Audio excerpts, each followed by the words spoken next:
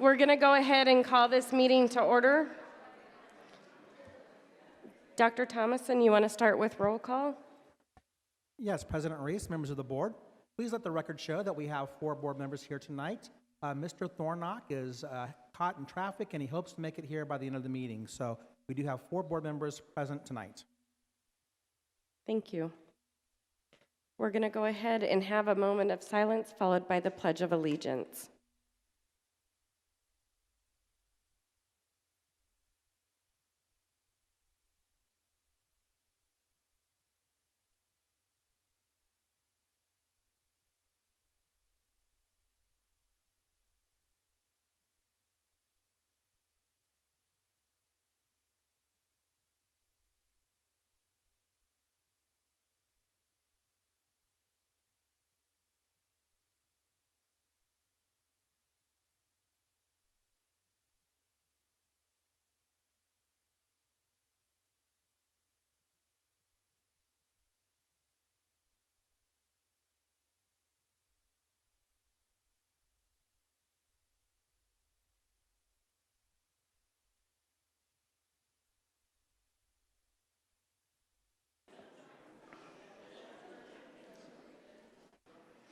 We're going to go on to the approval of the agenda.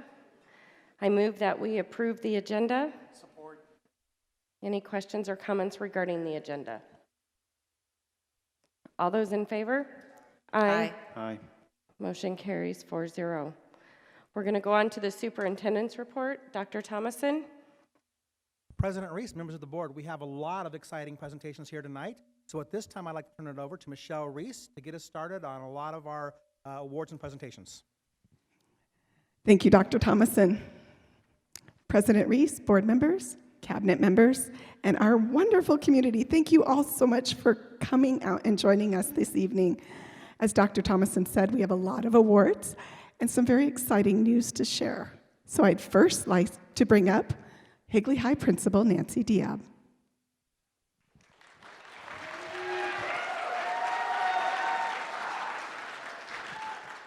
Good evening. It is my pleasure to first bring up our state champion track student, Mikkel Hubbard, and his amazing coach, Stacy Fentress. Please come up.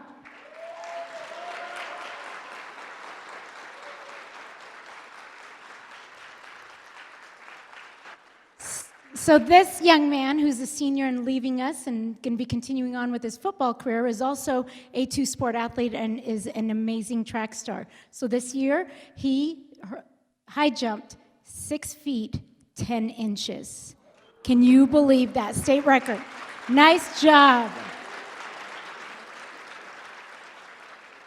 And I have to say, he did attempt 7 feet, just barely nicked it with his heel. It stood there for a second and then just dropped. So in my mind, because as my husband says, I watch a game with my heart and not my eyes, he's hit the 7-foot mark.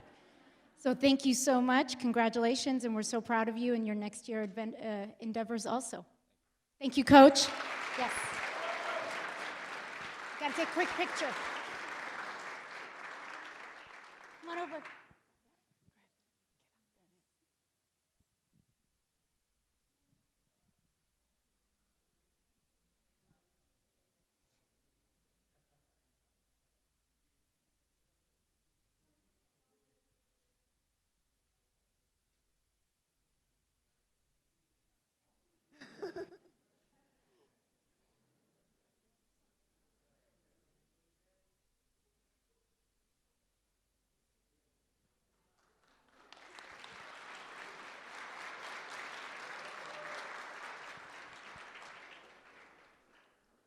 Okay, the next state champions that I get to bring up here are amazing men's volleyball gentlemen with their coaches, Coach Will and Coach Andrew. Please come on up, state champion boys volleyball.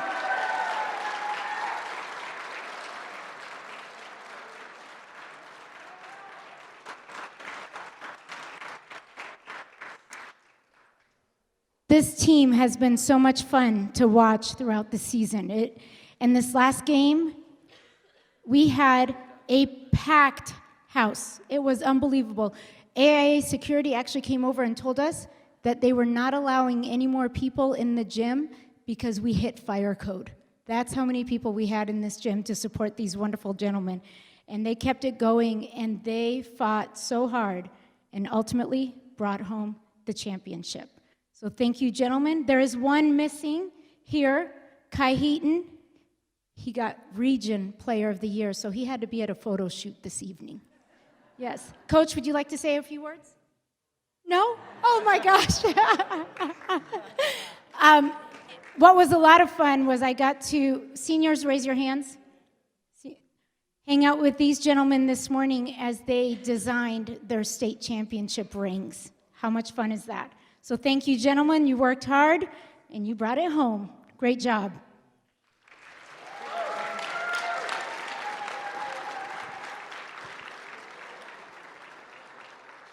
There's a lot of them.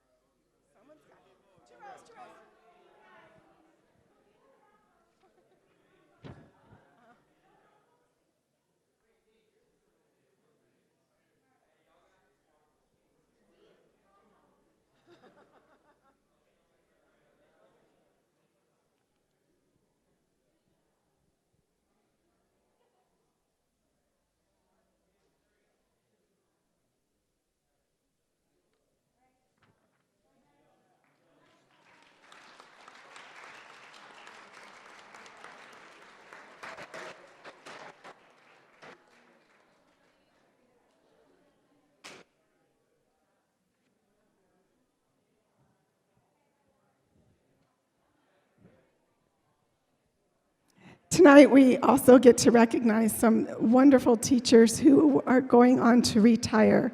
So I would like to bring up Cooley Principal Sean Varner and Higley Principal Nancy Diab to introduce their wonderful teachers.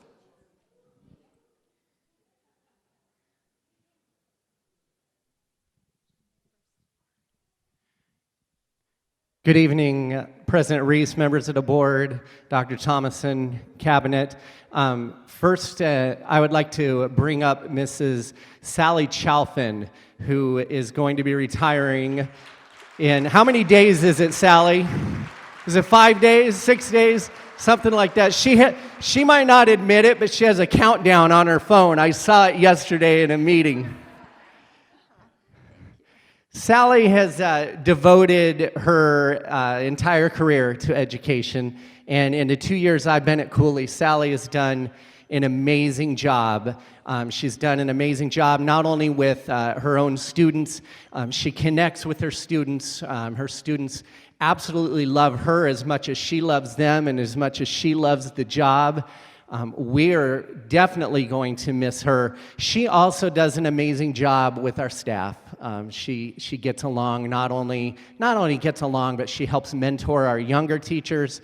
She works very well with our veteran teachers and is just a staple to the Cooley family, and we're greatly going to miss her. I don't want to give too much away right now, but we do have something for her when we meet at our last faculty meeting next Thursday. So, Sally, you're going to greatly be missed. Thank you for everything that you've done for Cooley. Stay up here. Stay up here, Sally.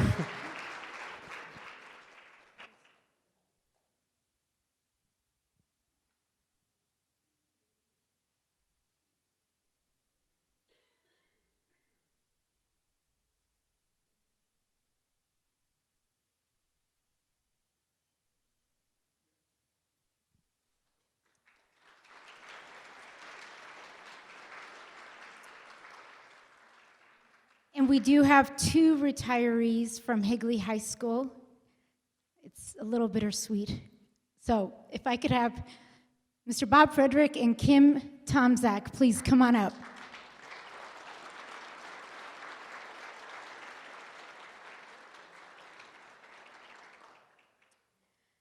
So first, a little bit about Miss Kim. I had the wonderful opportunity to meet her just, 2.5 years ago? Yes. She is one of our special education teachers, and she works with students like no one else. She works with our self-contained kiddos that we put into inclusion classes. She co-teaches with our 11th and 12th grade teachers. This, one of our department chairs was on maternity leave this year, so she did not only that, but took over department chair roles. Everything that you can throw at her, she has taken with a smile, and our parents love her, our community loves her, our fellow teachers love her. We've tried everything we can to keep her here, but she's got a beautiful grandbaby in Utah that she's going to be with. Kim, you will truly be missed.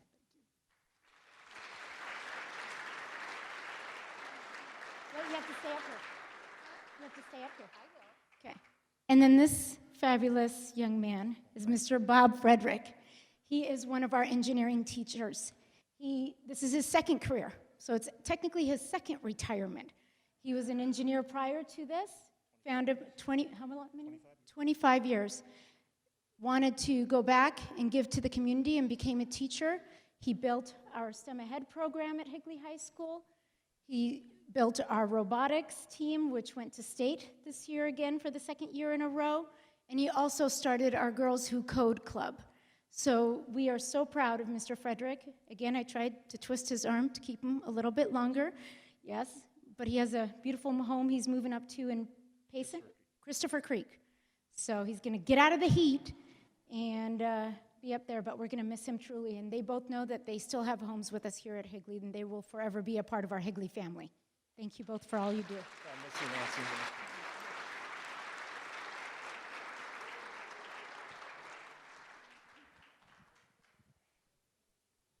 So the community knows these three wonderful teachers have a combined history of 47 years of teaching.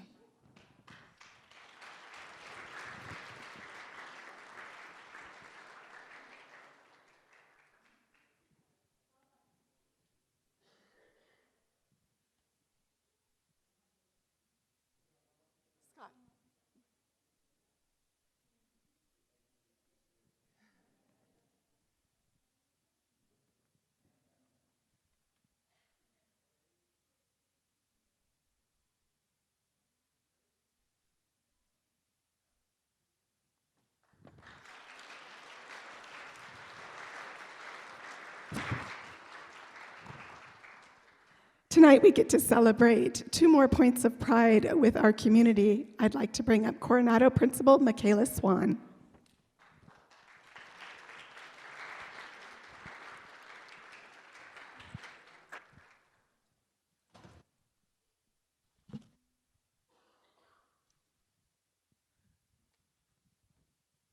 All right, President Reese, Governing Board Superintendent Dr. Thomason, and Cabinet, thank you for giving us the opportunity to appreciate our teachers and our staff and students for the wonderful things that they do. This was actually very difficult because I have such an amazing school that I wish I could give an award to everyone, but I can't.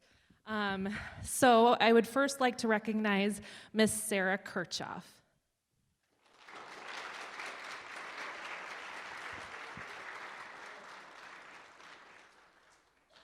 Miss Sarah Kirchhoff teaches kindergarten, and she is an amazing teacher. There is not anything that I could go to Sarah and say, hey, can you do this? And she's going to say, sure, I'll do that, no matter what it is. I need you to be on site council. Sure, I'll do that. Can you be on this committee? Sure, I'll do that. I don't think she has the word no in her vocabulary. She's an amazing teacher. She has a great rapport with her kids. Her students love her. She has a lot of parents that come into her classroom on a daily basis to help out, and she is just a remarkable teacher and teammate. So thank you, Sarah. Don't go away. You're not done yet.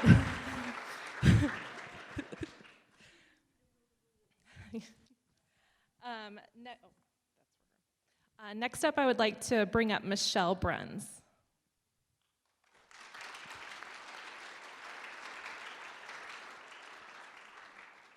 Michelle works in our self-contained special education classroom, and she is an amazing staff member. She works wonders with the students that she works with. She's very kind, she's compassionate, and on top of that, she is hilarious.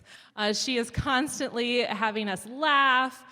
She helps out in the office if there's ever any downtime, which I don't know that there is much, but she finds time and she comes and helps out in the office if needed. And she's just willing to go above and beyond in everything that she does. So thank you.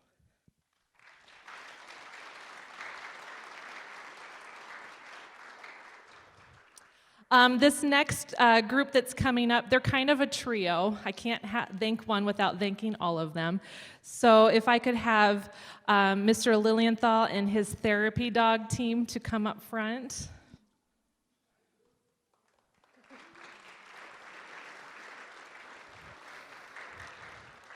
Our school would not be what it is today without this group.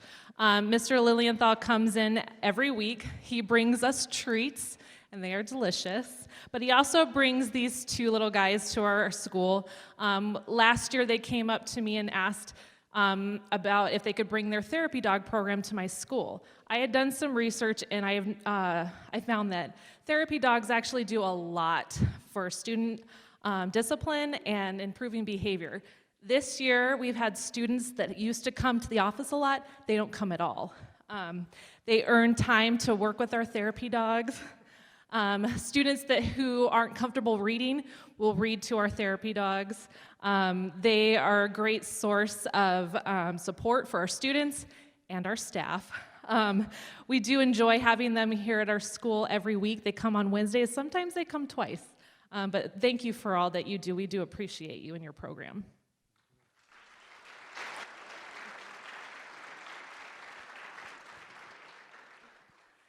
And last but not least, I'd like to have Mr. Gavin Anderson please come forward.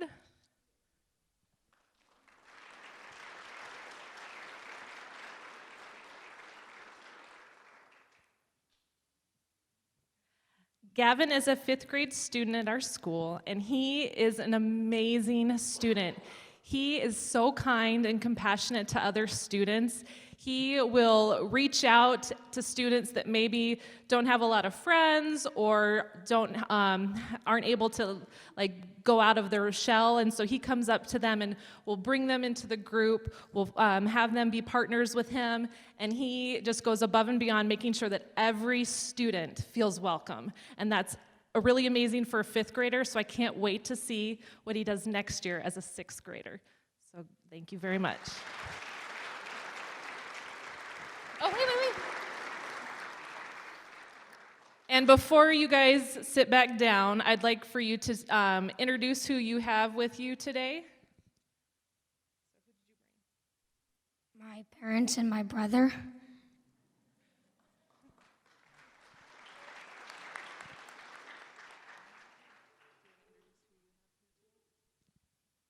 Mrs. Lilienthal, special ed teacher at Coronado, who's been there 10 years, and, okay, no more. And is phenomenal. I have 2 of my kids here and my parents here today. And my daughter Tilden stayed home, but my son Renan came to support me.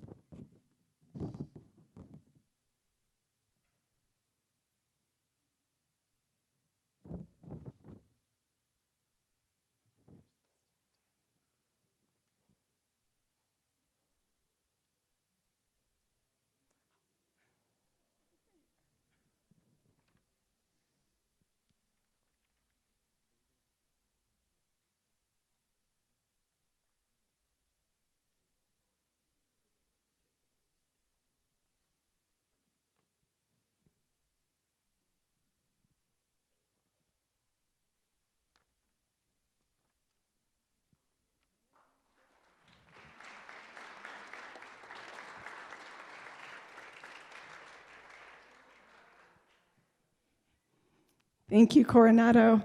Now I'd like to introduce the principal of Bridges Elementary School, Mr. Jeff Pickle, for another group of Points of Pride.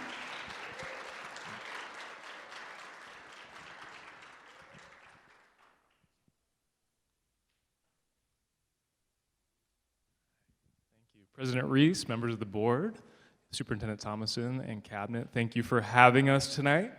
I would like to introduce Kate Bast. So Kate, come on up.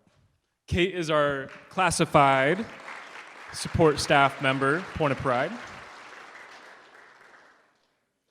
So I'm the guy that writes down my speech, so bear with me. So Kate, so at Bridges, we pride ourselves on maintaining a positive, professional, student-focused culture. As one of our special education instructional aides, Kate exudes all of those things and more. Kate does a phenomenal job for us and does it with a caring, warm smile on our face at all times. Whether it's running our main crosswalk, working with a small group of students, or being there for a student that needs some support, Kate can be counted on at all times. She faces adversity with a can-do attitude and never backs down from a challenge. We are so lucky to have Kate on our campus, and we are thrilled to be able to honor her tonight. Congratulations, Kate, and thank you for all that you do.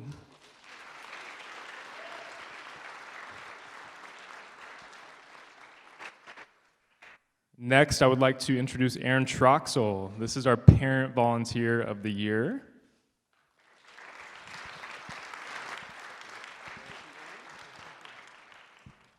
So, as you probably know, Bridges is a STEAM school, and we have an emphasis in project-based learning. Additionally, we have a robotics program.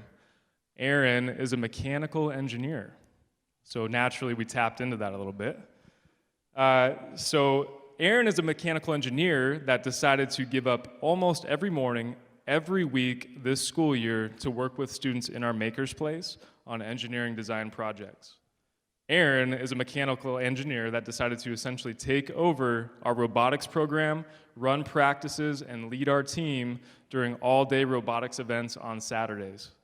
Aaron is a mechanical engineer that has presented to our students during 2 of our Future Focus Friday events, one being a daytime event and the other being our STEAM night.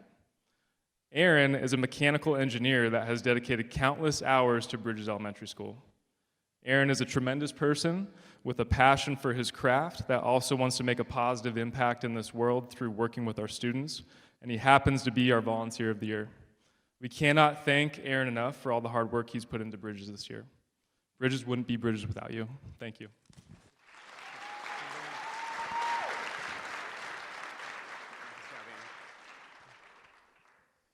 Good evening. I would like to introduce our Teacher of the Year, Sunny Braxma. Please come up.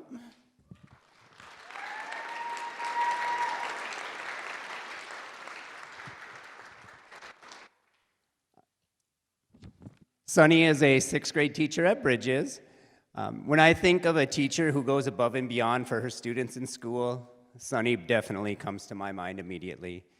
She is always collaborating with staff members to support and promote student learning. She is relentless in making sure that every student has their needs met. I love going into her classroom and watching her teach because she brings the curriculum to life and enriches her students' learning experiences.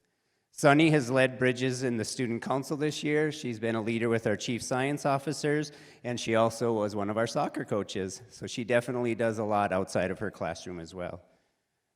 She has definitely had a positive impact on the students she interacted with this year, and I am looking forward to watching her become even more of a leader at Bridges. Thank you, Sunny, for everything you do.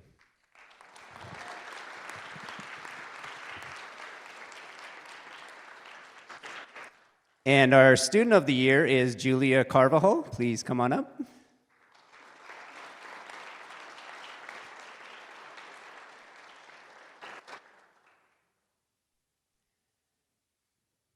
I was very fortunate to meet Julia this year. If you had not had the opportunity to meet her yet, I highly encourage you to. This young lady is very impressive. She is going places. Julia was one of our Bridges Chief Science Officers this year. So as the Chief Science Officer, she became a leader at Bridges on our campus, and she initiated us to build a school garden. She also was a big role in our STEAM Career Day. She reached out and made phone calls to local business people, told them about Bridges, and got them to come to our campus and present. And she also led a project, Go Green, where students were encouraged to recycle this year. Julia is also very kind-hearted. When a student is struggling, she is always there to give a helping hand. Bridges is going to miss her smile and her leadership skills. I am so excited to see what the future has in store for her. Thank you, Julia.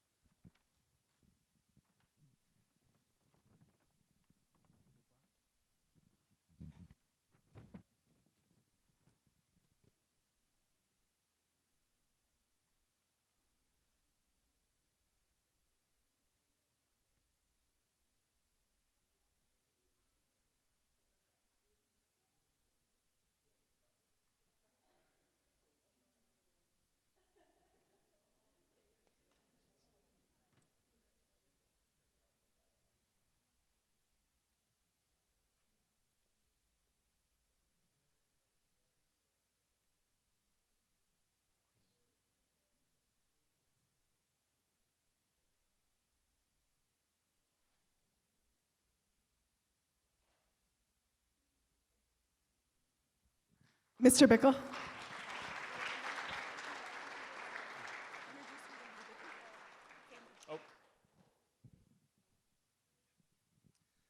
I brought my wife and my mother and my 3 children with me. So thank you so much for supporting me.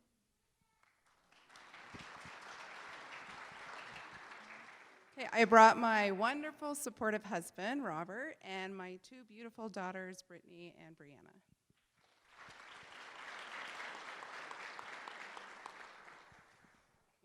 I brought my husband and my my kids, Kaylin and Brody.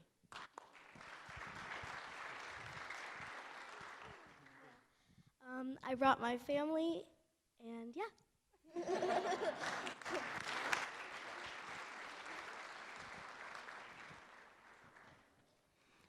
This spring, both our high schools sent representatives to the National Journalism Conference, and they come back with very exciting news to share. So could Principal Diab and Principal Tannenbaum please come forward?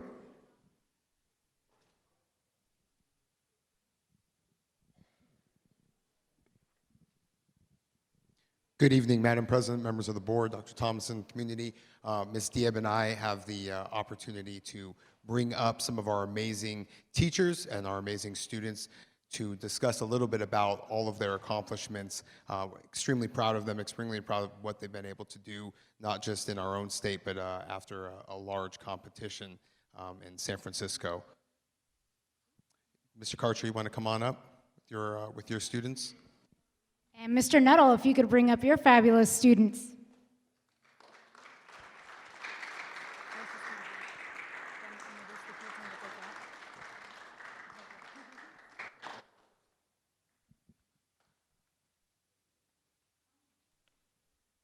So at the beginning of the year, we met as a class the first day, and last year we had gone to this National Journalism Conference, and we didn't do as well as we had hoped. So this year, at the beginning of the school year, we set a goal to improve upon what we had done the year before, and we did a lot better. We're not quite there yet, but we took 12 kids, all 12 won, but we didn't do as well as these guys, and that's kind of the goal, so we got to get there. But I'm very, very proud of the fact that we set a goal, we stayed the course, all the kids worked hard, and we have 5 kids with superior ratings, so from the National Journalism Education Association. So hopefully next year it's better.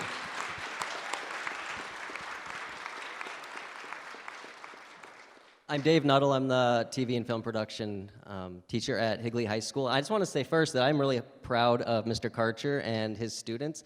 Mr. Karcher, I've been teaching for a really long time. This is my 15th year in the Higley district. Mr. Karcher, this is you here, 4th year? 4th year, and we meet every morning over the phone to talk about how to become a better teacher. And he has just made incredible strides the last 4 years, and I'm super proud of him. So congratulations, Mr. Karcher. I would like to really quickly introduce 9 amazing students of mine that, just like Mr. Karcher mentioned, worked really hard this year in order to compete at a national level and accomplish some really amazing things. First, we have Nadia Garchow. She took it's called the Superior Rating in Videography. So I'd like to congratulate Nadia. Josh Ostby, broadcast anchor. Congratulations. All of these students earned a superior rating, as did Mr. Karcher's students. It's the equivalent of a first place rating, so congratulations again. Lindsay Charvet earned superior in broadcast commentary. Congratulations. Bo Wright earned superior in broadcast commercial. Congratulations, Bo. Kiara Gassaway earned superior in broadcast feature, as did her partner in that contest, Savannah Miller. Congratulations.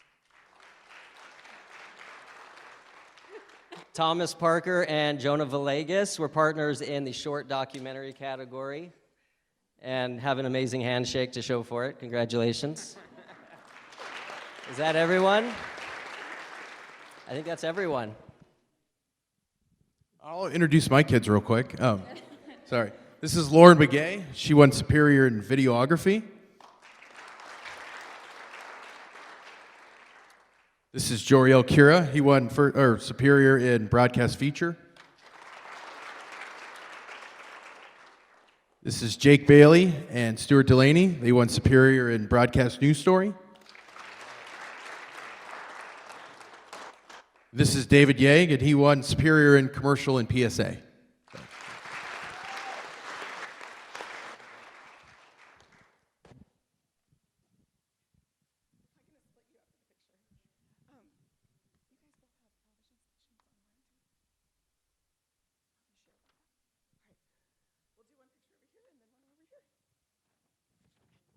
We'll try to get them all together.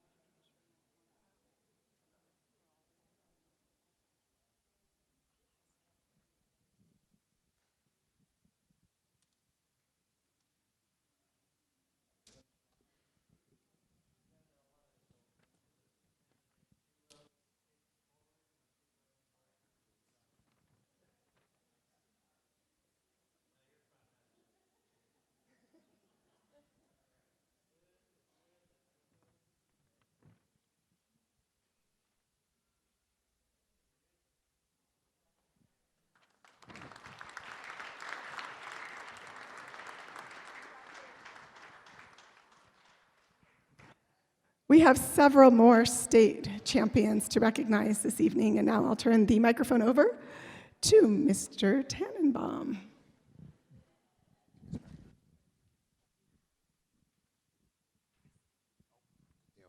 It's kind of fun tonight, get lots of opportunities to talk about our great teachers and everybody from student athletes to video production. So next up here to come on up and talk about two of his amazing wrestlers is Coach Travis Fentress. Please come on up and have both your wrestlers come on up as well.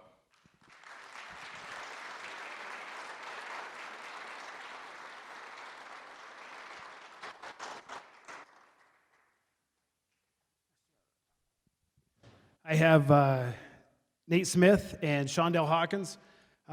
Nate is a junior, three-time place winner at the state meet. He's the first wrestler that I've had that has placed all 3 years. He has an opportunity to obviously be a four-time placer, and that would be the first for our school in wrestling. Nate had a record this year of 59-2 with 44 pins. So an outstanding season for Nate Smith. Congratulations.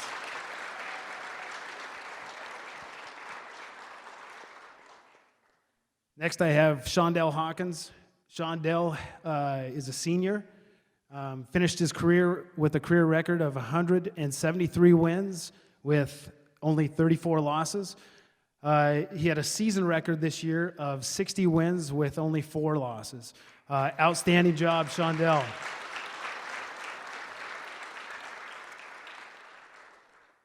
These guys, Shondell has been a great leader for me this year as a senior.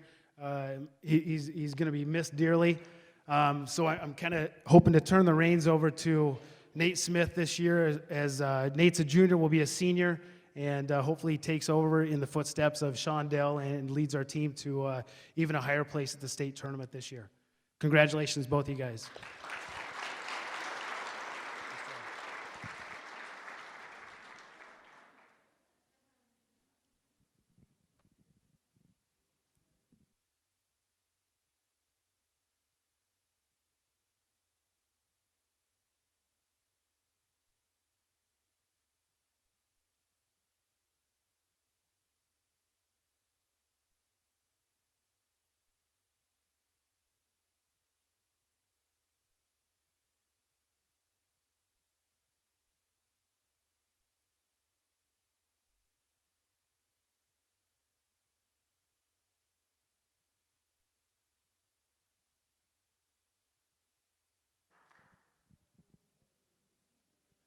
All righty, last up for us is to bring on up Mr. Edgar and Ms. Garcia up to the front here to talk a little bit about their winter program and the amazing accomplishments that I was fortunate enough also to watch and see this past winter season.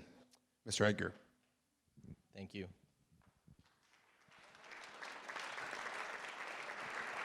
On the center. Come on in, come on in. This is some of our WINS group. Our WINS group is set up as a bridge between our middle school and high school programs. It competes in the gym, kind of like a marching band without drums and guard folks. They're in their third season, in their third undefeated season. Never been beat. So, third state championship. Very proud of these guys and all that they do. North Side wins.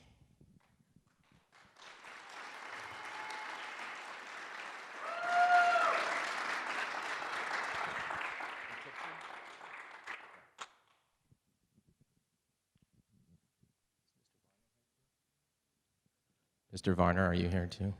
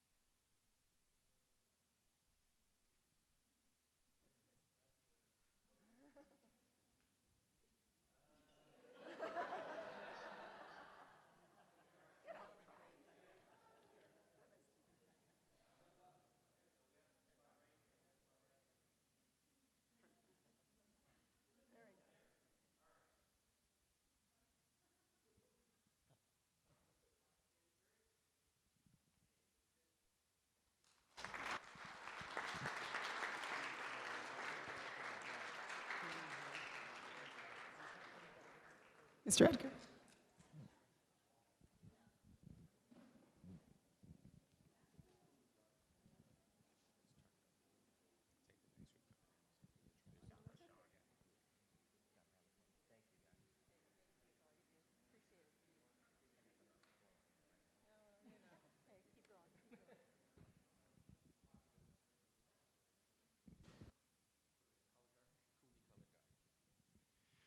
All right, I have the pleasure of introducing Miss Pam Edgar and the Cooley Color Guard. If they would come forward, please. Cooley Color Guard.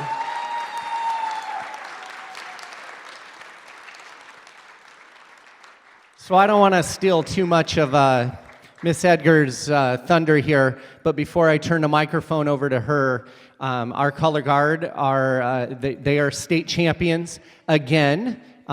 Just to kind of toot their horn, this is their 5th state championship, and Cooley's only been in existence for 5 years, so 5 times state champion Cooley Color Guard. Way to go, Cooley Color Guard and Miss Edgar. Again, like he said, I'm really fortunate that I get to work with some of the best students on campus. Like he said, the Color Guard is 5 years in the making. They've won all 5 years. These students show up 5 days a week, every morning, from the first day of school till the last full week of school. They work really, really hard, and I'm incredibly proud of all the students that you see up here. So let's give them another round of applause.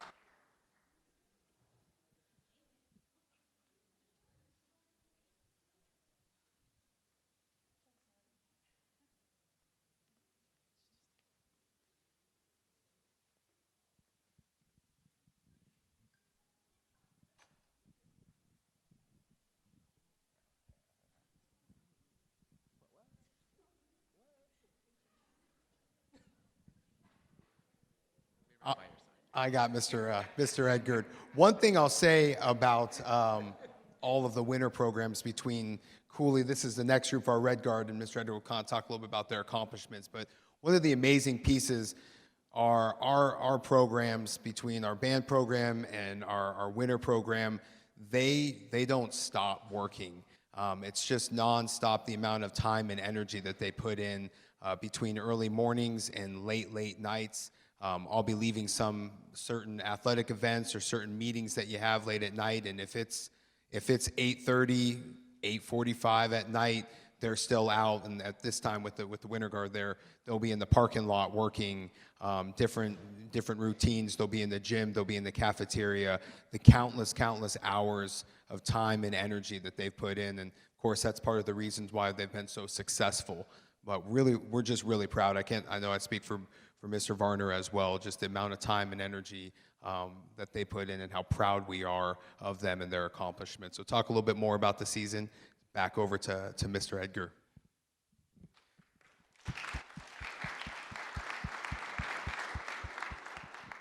Just a quick hype on our program a little bit. We're very excited. The future is very bright. We have 3 elementary feeders now that are feeding into the Cooley Middle School program. All 3 of those color guards received superior ratings at the state festival. The Cooley Guard is so good that they had to create a separate division because all of the other guards were upset because they were losing by 20 points. So the Cooley Guard is state champion, like they said, 5 years. Our Red Guard is state champions this year, and our top guard, the Black Guard, was state runner-up. So pretty solid all the way through. Very proud of everything that my lovely wife, Pam Edgar, does.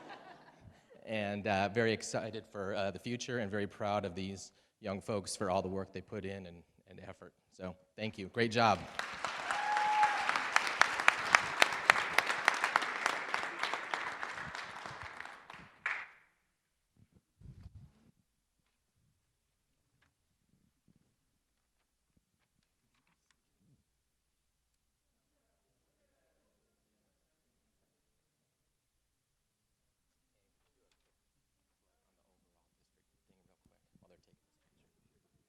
While they're taking this picture, also just kind of a quick plug to the district as a whole. We have 19 groups in the Higley district that are involved in the winter activities, be that percussion, guard, or winds. There's like 130 total in the state. So we have a phenomenal representation, which speaks to the support that we receive in our district, and we're very grateful for that.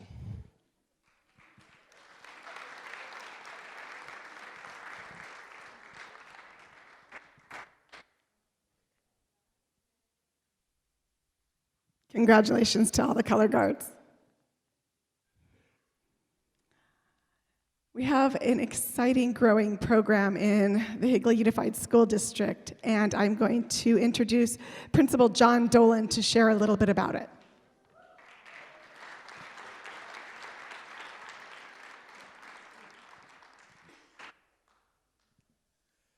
Thank you, Dr. Thomason, School Board, Cabinet.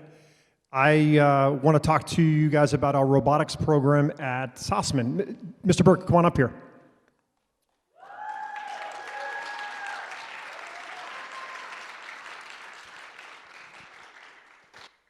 So for the last 2 years as a principal here, I think we get along, maybe because we're both from New York. I accept the fact that he likes the Jets and not the Giants, but the things that he does for our school are unbelievable. It's interesting, you get here at 7 o'clock in the morning, and I'll see 5, 6, 7, 8 kids sitting, waiting for him, or the doors are open, and they're already involved. So he does teach robotics, but he's got a robotics club. And so in the club, he's got both 8th and 7th grade students.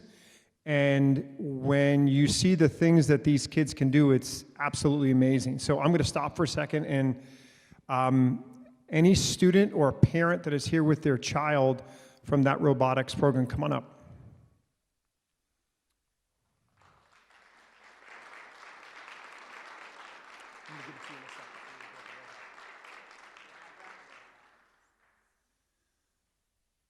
So I'm going to give this to John in a second, but for us, I remember last year John going, hey, I think we're going to go to Iowa.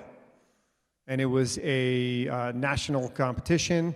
And then it went from, hey, we're going to Iowa to, hey, we're going to Kentucky. So they went from state competitions to national competitions to the world competitions. And it's a credit to the work of these young students and, of course, to the work with Mr. Burke here. So I'm going to pass it over to him.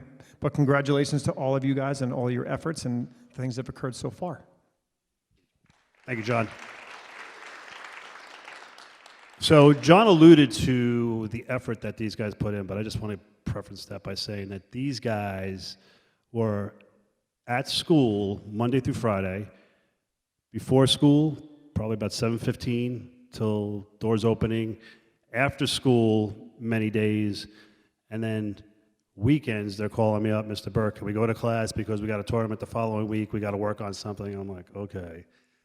They're just amazing, just incredibly amazing. But as equally as amazing as they are, their parents and the volunteers that have shaped this program, I couldn't do without them.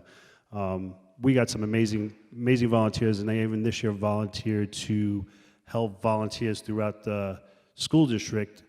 We've been in existence since 2014, 2015 school year. Started with one program. I think Cooley started with us at the same time. We had one team, Mrs. Diaz back there. She remembers the headache that I went through. Getting one team off the ground with waiting for robots halfway through the year. We finally got them. To now we have 6 VEX IQ middle school programs and 1 EDR middle school, high school program, and 2 drone programs this year, DHL drone programs. These guys will be involved in everything. And the great thing is they're only 7th graders to boot, so I get them for 1 more year. I can't wait to see what they do next year. To put it in preference, what these guys accomplished this year, 350 VEX IQ middle school teams, and they ended up ranked number 5, I think, when everything was said and done, and they won the Engineering Design Championship Award. Then we went to Nationals, some success there, but Worlds, it all came together. These guys, as much as they accomplished this year, they failed even, I would say, about 10 times more, but they kept on working through it. And at the end, the final product in Kentucky was, out of 12,500 teams worldwide, they ended up 102 in individual skills and 23 in team skills. So absolutely amazing accomplishment to them.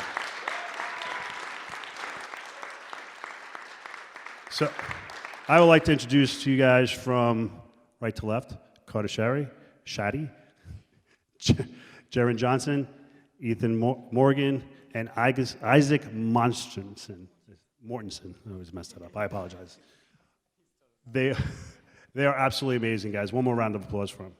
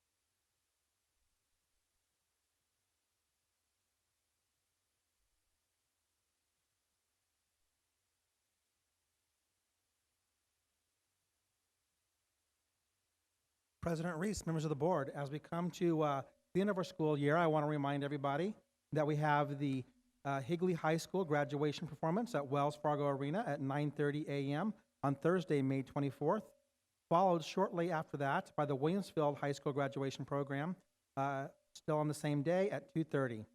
So we look forward to those events and saying goodbye to our high school seniors. And then on Monday, May 28th, Memorial Day will be a state holiday, so we won't be working that day. And then our next board meeting would occur on Wednesday, June 13th at 6 p.m.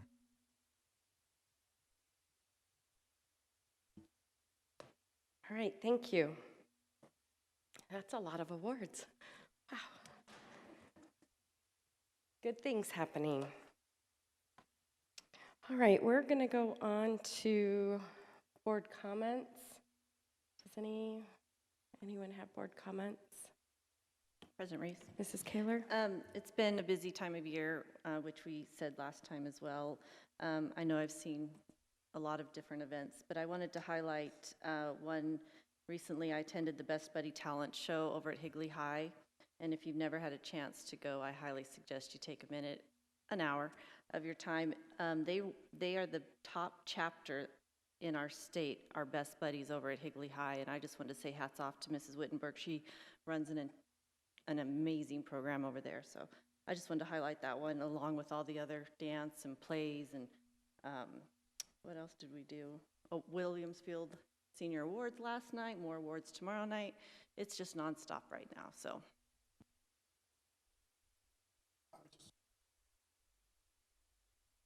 The parents did. I attended the Higley Jazz event over at the event facility, and that was a wonderful evening that night.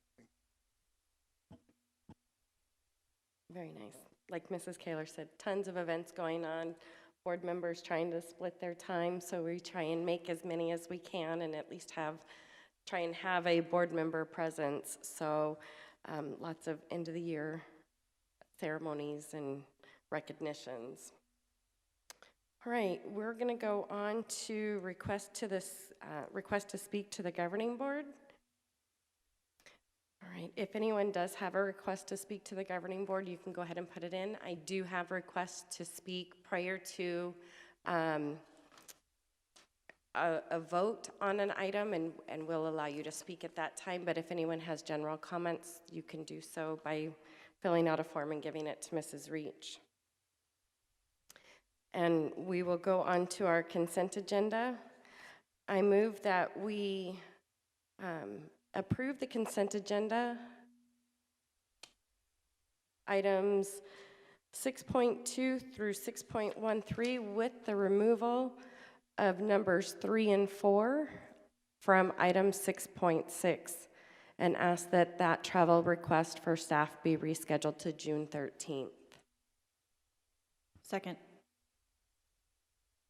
Any questions or comments regarding the consent agenda? Dr. Thomason, would you just talk for just a second about the the old trucks, how old they were, and the process of why we are disposing of those assets, please? Yes, President Reese, members of the board, we do have a cycle now that the Higley District is getting on to replace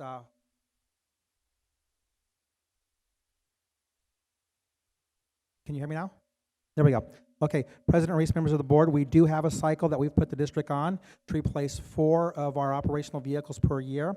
We do have some vehicles within the district that are 25 years old, and quite honestly, because we don't have parking garages for them, some of them are just rotting out, dry rotting out completely, and our mechanics team has done an incredible job of keeping our vehicles running, some of them with 250,000 miles over the last 25 years. And so it's time to start getting rid of our old vehicles and slowly replacing them and putting them on a cycle. Mr. Holland has done an incredible job of making sure we get everything in the district on a cycle so we don't buy 25 one year and then nothing for the next 25 years. And so we are replacing our vehicles slowly for a year that is scheduled in the budget regularly. Thank you. Any other questions or comments regarding the consent agenda? All right, all those in favor? Aye. Aye. Motion carries 4-0. President Reese, members of the board, in your consent agenda, you just approved the new assistant principal for Cooley Middle School, Miss Tara Geyer. We'd like to present. She is a longtime teacher in the Higley district, and we know she's going to do an amazing job. We're happy to grow our own, and we're just pleased that you're going to now be an administrator in our district, so welcome.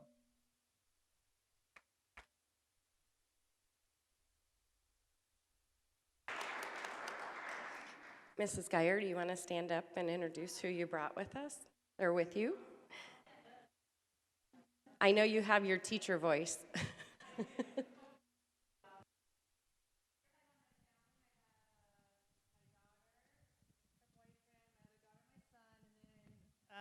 Staff members and co-workers throughout Lamberger, Holloway, Ms. Holloway, Clayton, Chalfin, Jacobs, Heddick, Ms. Ruiz, Mr. Varner. So, yes, that's who is here to support me tonight.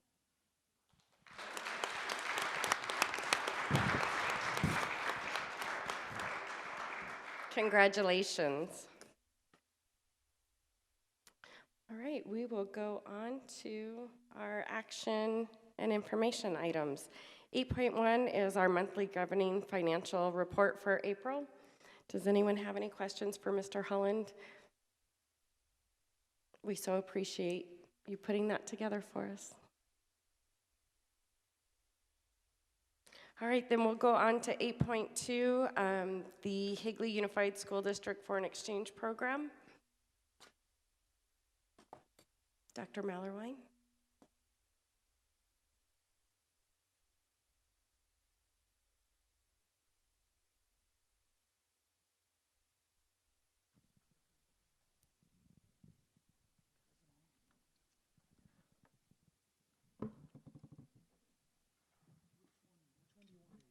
This one better? Okay, I'll use this one. Members of President Reese, members of the governing board, Dr. Thomason, members of cabinet. So we had a pretty interesting opportunity a couple years ago when I walked into this new position. I was handed a kind of file folder box full of file folders and said, "Here's our foreign exchange students." I didn't even know we had foreign exchange students. So as I dug into the box, there looked like there was an opportunity for the district to be innovative and also generate some new revenue. So kind of reached out, started speaking with some of the different agents that were involved in doing this work throughout the state, and we developed a relationship with a company called Educatius. And that agency was different than we had had in the past because they offer F1 visas. So I'll explain to you as I go through the presentation what an F1 visa is, what a J1 visa is, and I hopefully will bring it all to summation at the end. So last year, Gilbert, obviously, you know, is a great place to live, and it's a great place to send kids, and Educatius invited me to travel to Vietnam to recruit F1 students. And so they sponsored me to go, and I wanted to share a little bit about that experience with you guys tonight, and then I wanted to explain what the vision is for the program moving forward. So I went on February 22nd through spring. Most of my spring break was spent in Vietnam. And so everybody was pretty excited about it and jealous of the trip. So I wanted to explain to you guys that I was actually working on the trip. It wasn't just like a good time in Nam. So here's what my day kind of looked like. Between 9 a.m. and 2 p.m. and 3 p.m. and 5 p.m., most days I was presenting to agents, and I was really doing about a 20 to 30 minute presentation and answering questions on Higley Unified School District. All the things that we offer, activities, academics, a little bit about the location. One thing I really tried to sell Vietnam on was we're the second safest city in the U.S. They seem to have really liked that. And then depending on the evening, we would do student fairs, which would last from 5 to 7. And then some days, actually, we would travel to different high schools. But I would speak to I spoke to about 50 agents over the 3 cities we went to. And I talked to, and I met and spoke directly to about 150 students. And as you can see, there's a few pictures of me hamming it up with the camera.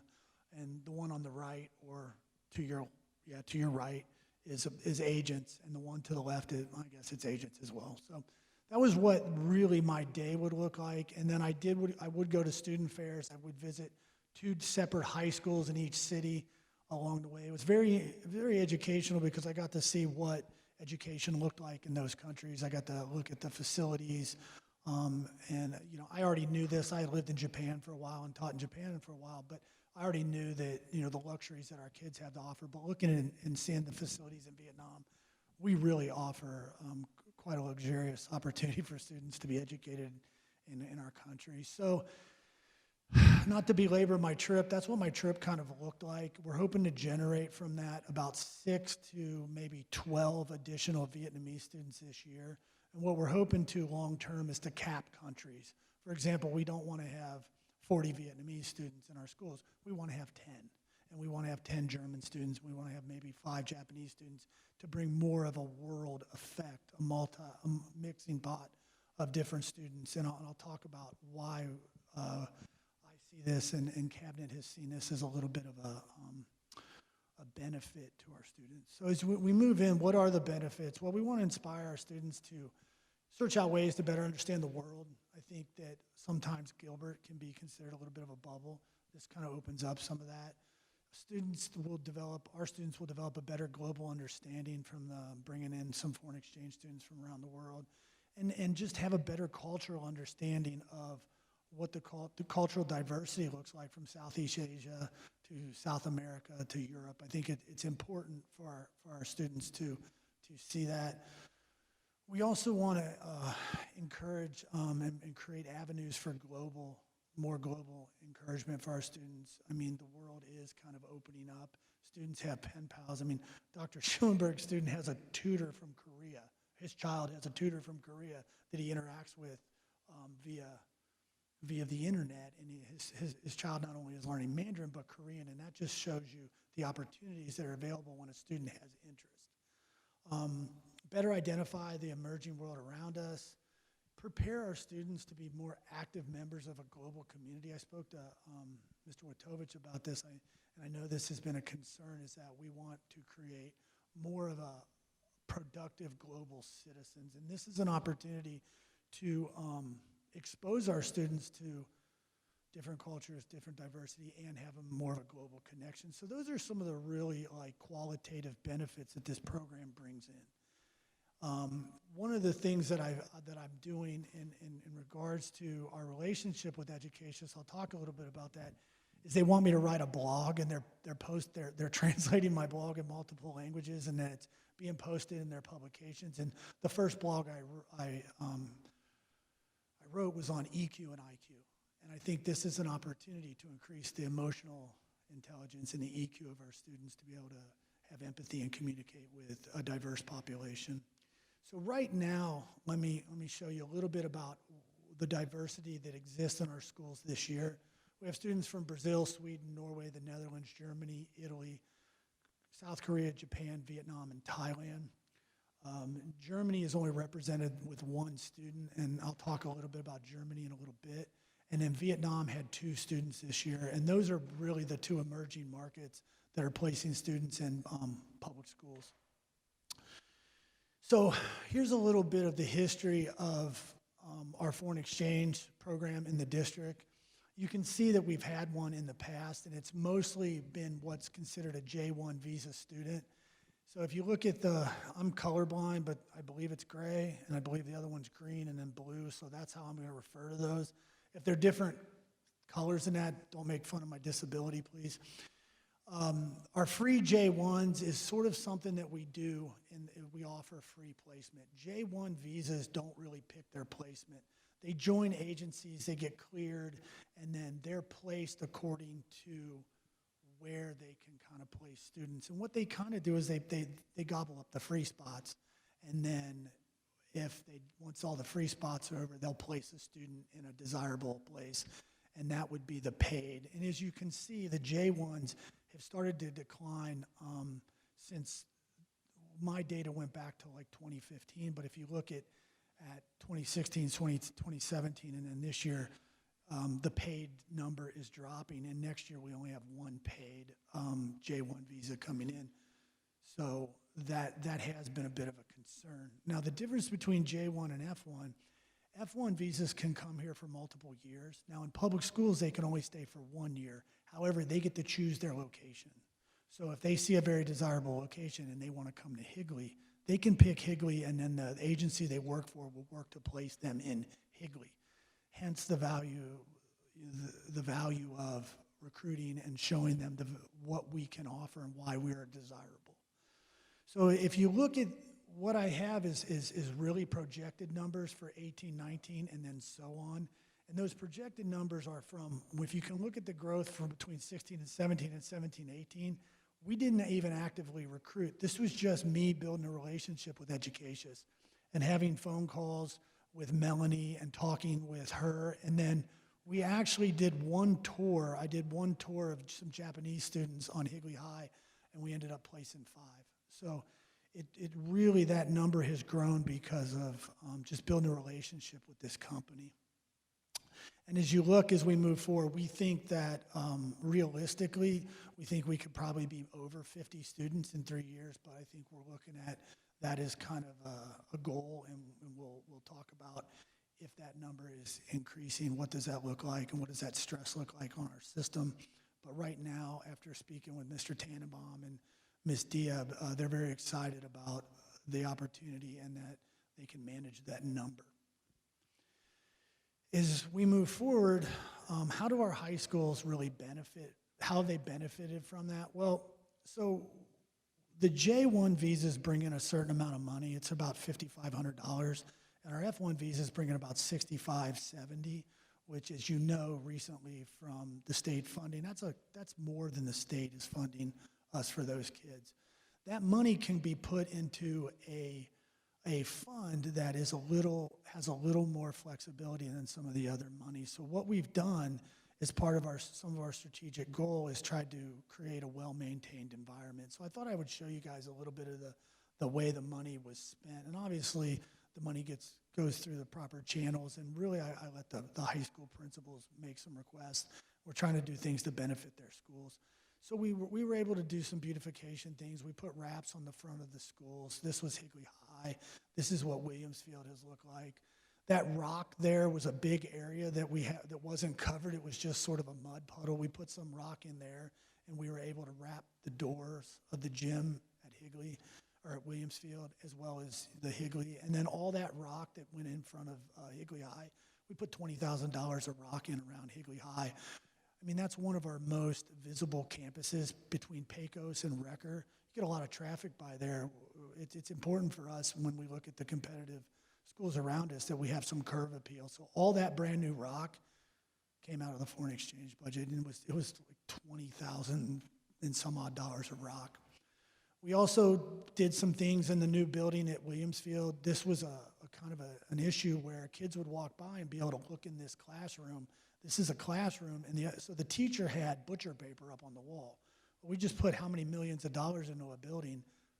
Why would we want butcher paper on the windows making us look when we have events? So we wrapped the inside of that wall. We did a dance window. We put some mirrors in a dance room. And these, again, are areas that we just don't have the budget for. This was all part of what we've gone through the last couple of weeks. At Higley High and at Williamsfield, we put powdered-coated steel garbage cans. Once again, these look like college campus now. We're starting to create places where the kids feel comfortable and want to be and hang out after school. And obviously, these benches were our next thing, and we put 2 different kind of benches on each campus, and I think they really add to the campus. And then lastly, we needed some golf carts going on. Those golf carts are very visible when there's night events, and so we put a wrap on the golf carts to brand our campus as, being exemplary. If you look a certain way, feel a certain way, people are attracted to your product. One of the things that, our parents come on campus, they don't walk into a classroom and say, man, there's a lot of great student engagement happening here. That teacher wrote an excellent lesson plan, and her standards are really aligning to her instruction. They don't say that. They walk on our campus, and they're like, why are there weeds? Why does this look a certain way? And so it's important, I think, in this community that we live in, where there is choice, that we're kind of branding our schools is looking the same way as we're operating. And so that's how we spent some money. I think this year we spent about $50,000 at both campuses, a little more at Higley High this year because they needed more with the rock and things like that, but that's kind of how we spent the money. So moving forward, what is the future? Well, I wanted to, obviously, we work under a strategic plan, and everything we do needs to kind of filter back through that strategic plan. So one of 4.2 is actually to identify and seek additional revenue sources. I don't know of a district around us that is looking at creating a business model around this.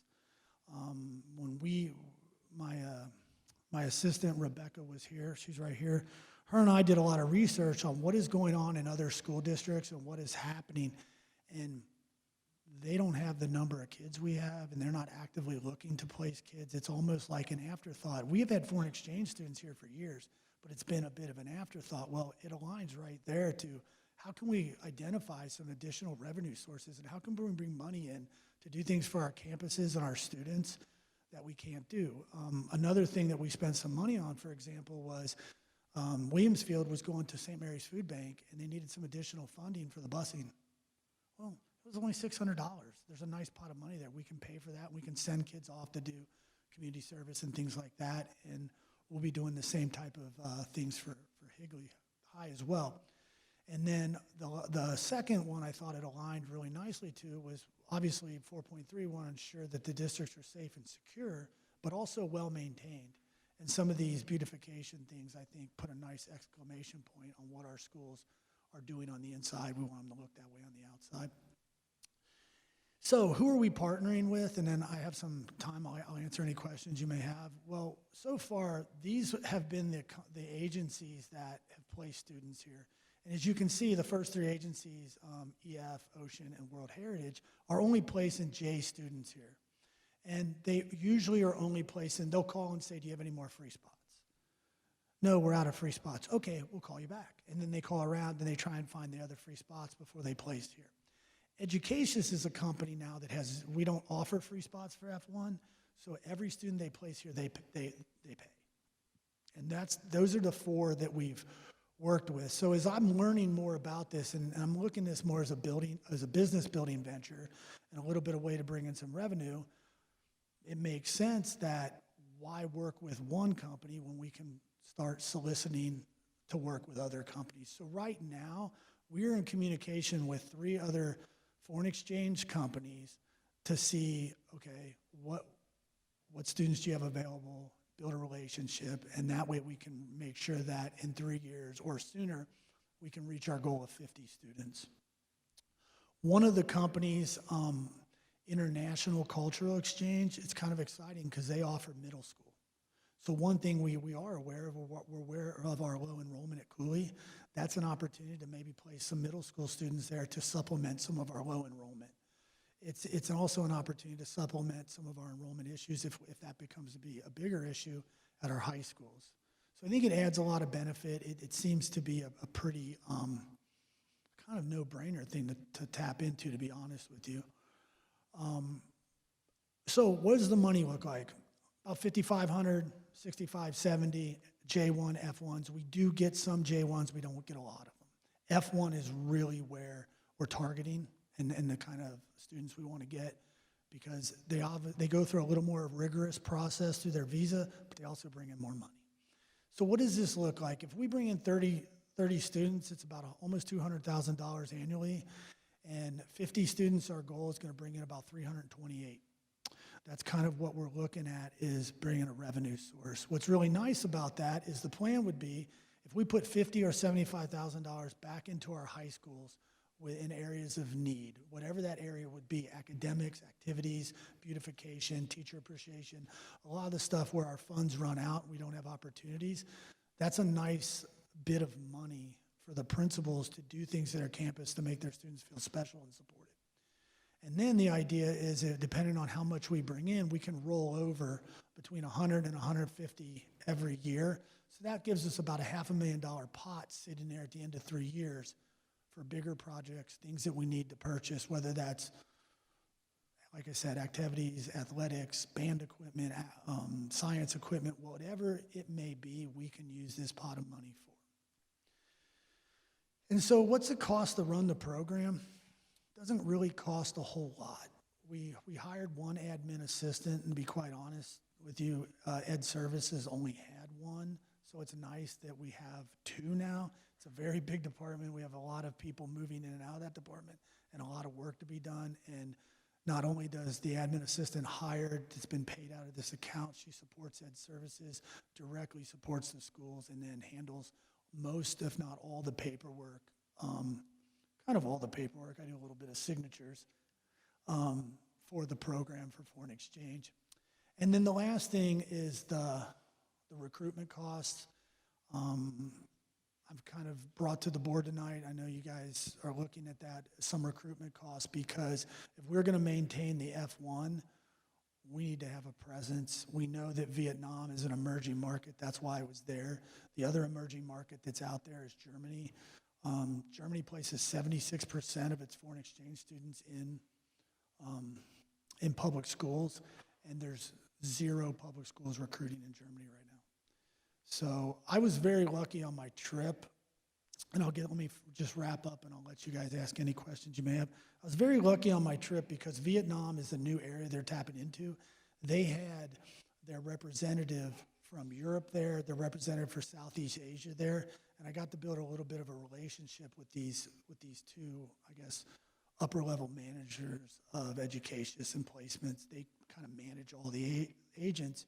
And one thing they talked to me about is just the want and the desire to place students in public schools, and nobody's there for public schools recruiting. And it comes down to there's no business plan, there's no budget for it. It was really interesting. I was there with private boarding schools. I hung out with a couple agents that were also presenting that were second and fourth generation Ivy League grads. And these private schools, these students are going and they're paying $40,000, $50,000 a year. So why wouldn't they look at public school? It makes a lot more sense. So I'm open for any questions moving forward. Any questions you may have on anything? That's pretty much it. Sure, I have a couple questions. In my other life, I served on the Utica Community School Board of Ed, which was the second largest school district in the state of Michigan. I see on your list that one of the largest global exchange programs in the world is AFS.org, and I don't understand why we're not even having a conversation with them. They work with, in fact, our school district work with AFS.org in placing students and exchange students in that.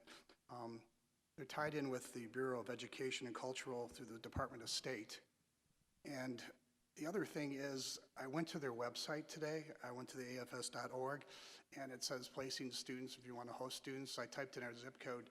There's 52 students sitting there around the globe waiting to come into the Gilbert area. So I guess my question, we're looking at over here, over there, and it's right in front of us. There's already an organization that's been in place for 70 years, since 1914.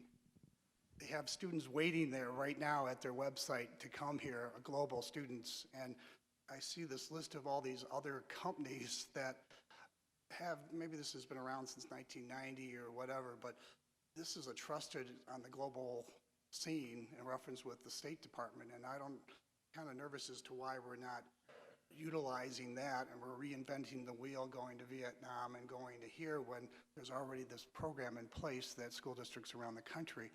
And I did look at the school district, the company, that EMN, and it shows that they only have like 200 schools in the United States, high schools. There's a lot of, the EMAU, the one that's in Europe, I guess, or the one, what's the one that's on, that educated one. Yeah, that Educate Us.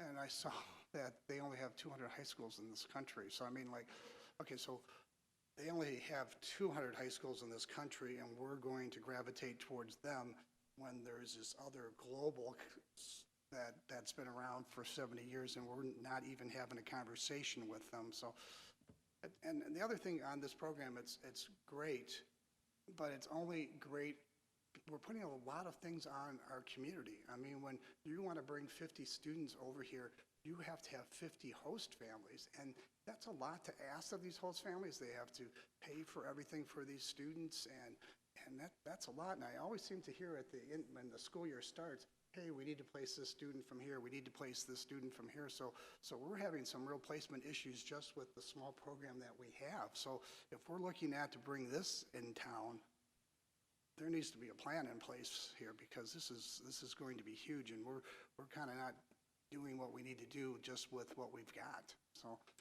and I personally would like to see us have a conversation with the AFTS.org to see what they can do for us versus the other lists that we have too, because we need to expand and see what's taking place here. Yeah, one thing we did do is, so when I kind of, inherited the program, I had very little knowledge of it. And so the company that had reached out to us was Educatious. The company you mentioned had not. So as we started to move through the process, we started to create a relationship with Educatious, and that's one of the reasons we're working with them. The other thing is, as I was educating myself on the process of foreign exchange, I have learned about the other companies, and the one we have emails out. We have reached out to place contacts. I mean, we have to sign an agreement with an agency, and we have to go through a bit of paperwork. We're still waiting on building that connection with that company, because what we did was we started researching them ourselves with no real anything but Google. So we started Googling, we started reading them, and so we have emails out to their people. We're waiting for contact. That might be a company that we're going to bring online, and that could open up some opportunities. As far as the placement goes, the placement, they do pay parents. I don't know what it is. It's like $500 to $750 per month to place a student, depending on the company. But we don't do anything like that. That all goes through the agency. And so is that a stress on our community? It is, I assume, but it's at a volunteer basis. And one of the opportunities that I think we have is we do have an immersion program at one school and immersion program at another that are going to build. These are opportunities to have some kids in those that are from other countries to witness that. The other thing was we considered was we do have a lot of kids that go on religious missions, and having some experience meeting foreign students, and it gets back to that global citizen. When I met with the stake presidents, which I do quarterly, as just a community builder, a communication piece, they were very excited about the opportunity to have kids. And so if it is a stressor on the community, I haven't heard that. I think that is a concern, and I appreciate you bringing that up. But I don't know how we build a program like this without the placements. I mean, we're not a private boarding school. We obviously don't have a dorm. It'd be great if we had a dorm. Maybe we could, that would be we could bring in more kids. So the company you mentioned is on our list that we've contacted. We're waiting to hear back. Some of this, this is one small piece of what we do. Definitely Rebecca can reach out again, and maybe we'll build a relationship. And if they got 50 kids sitting there, we want at least 25 of them. We'd love to have them. I didn't know they were sitting there, but that is a company that is on the list. We emailed out to them, and we're hopefully going to build a relationship. I think that the stress on the community is something I hadn't thought of, and I think that's a really good point. It is, and it's because it's a huge concern that family has to bring this person into their family for a school year. So it's a huge commitment, and if you can cultivate that, that's fine. But that needs to be done way in advance. We just can't wait till September, then bring 52 kids over here, and then start trying to figure out where we put these students at. Yeah, and that's exactly why we're trying to scale the program. That's why this year we have 21 foreign exchange students. We're looking at our scale for next year to go to 30 and then add 10 each year until we max out at 50. Well, the one thing that the agents that I have spoken to have told me in both Educatious and I believe the Green Heart we spoke to, they have assured me that as the program builds, it's actually easier to find families than it is in the beginning. So Educatious is the one company, obviously, that I connect with the most. And they actually have agents that are parents in our community, which I didn't even know till we hosted them at one of our evening events. They said that once we build those relationships within the community, it becomes easier and easier. But one thing we don't want to do is stress our community. So it's all on a volunteer basis. So hopefully that the parents enjoy the synergy of the relationship.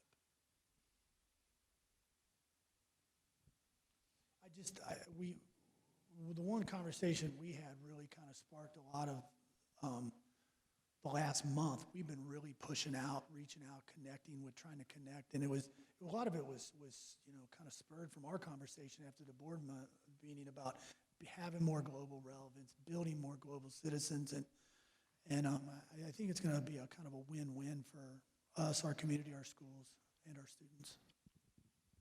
Is there a cost to the district for these companies? No.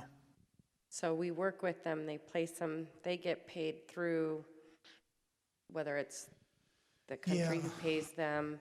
So there's no cost to the district working with these individual companies? No cost at all. The only cost to the district is those two line items that I put up there.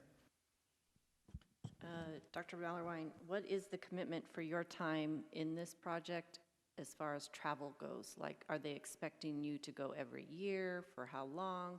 What is the expectancy from that point of view on their part? That's a good question. So I've kind of thought 3 years out on this, that like wanted to have a vision.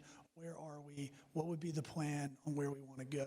The commitment is more we front load the relationship. You have to kind of have a presence, build a relationship, get to know these people. One of the things is, like I know Emma Hassan. I know she's the Southeast Asia rep.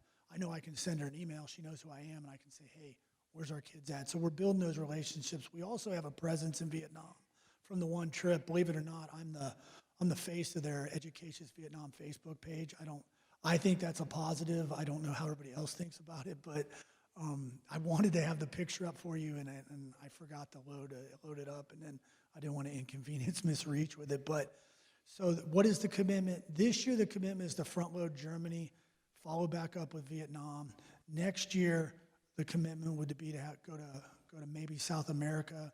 I don't know if we would go back to Germany or not. We want to look what that looks like. Europe's expensive to travel to and to be there. I want to be fiscally responsible. And I also want to look at the calendar, and I don't want to be out of the office if I don't have to be, because my first job is to lead our high schools, lead our curriculum, and support our principals. So if it works out on a spring break or a fall break or during some sort of a break where I can go and it really doesn't put our district on the back foot, I would do that. So to answer your question, the idea next year is to go to Germany and hit that market, because I think that's a pretty fruitful market for us, to go back and maybe establish that stronger commitment to Vietnam, and then maybe one trip a year, possibly two, depending on what we're looking at. But if our numbers get up to 50 and I don't have to go, then we wouldn't go. It just, right now, it's like any business that you build, you have to put in some work on the front end. You get an established product, an established reputation, and then you go from there. So, Ms. Kaler, did that answer your question on that? Yes, it did, and I have another one.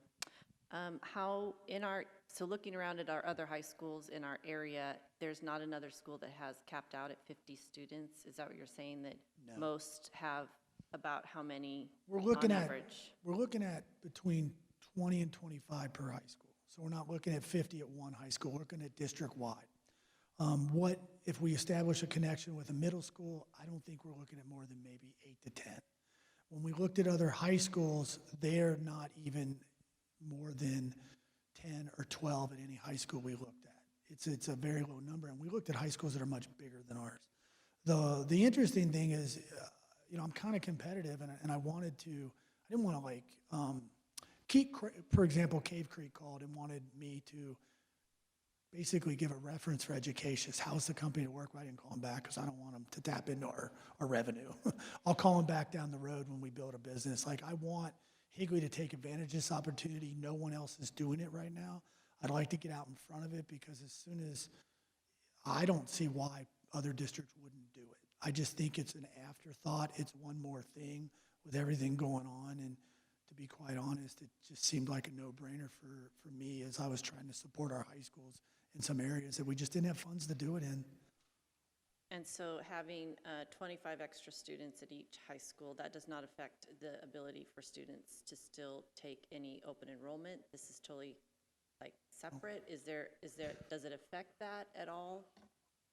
It doesn't. The only class that a student has to take when they come in, or their big request is, I mean, they can request whatever class is, but they need to be in an English class. So what we have done is we have tried to create schedules that work out for our needs.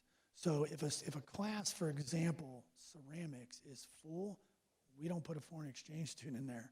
Our kids go in there, and then they get into a class where there's size. One of the things I had talked about, I don't know if Nancy's here, Steve's not, but one of the things I had spoken to them about is if we do get to 50, with that kind of revenue, we might be able to support FTE. We might be able to support an extra 0.2 or an extra 0.4 at the high schools and sustain that.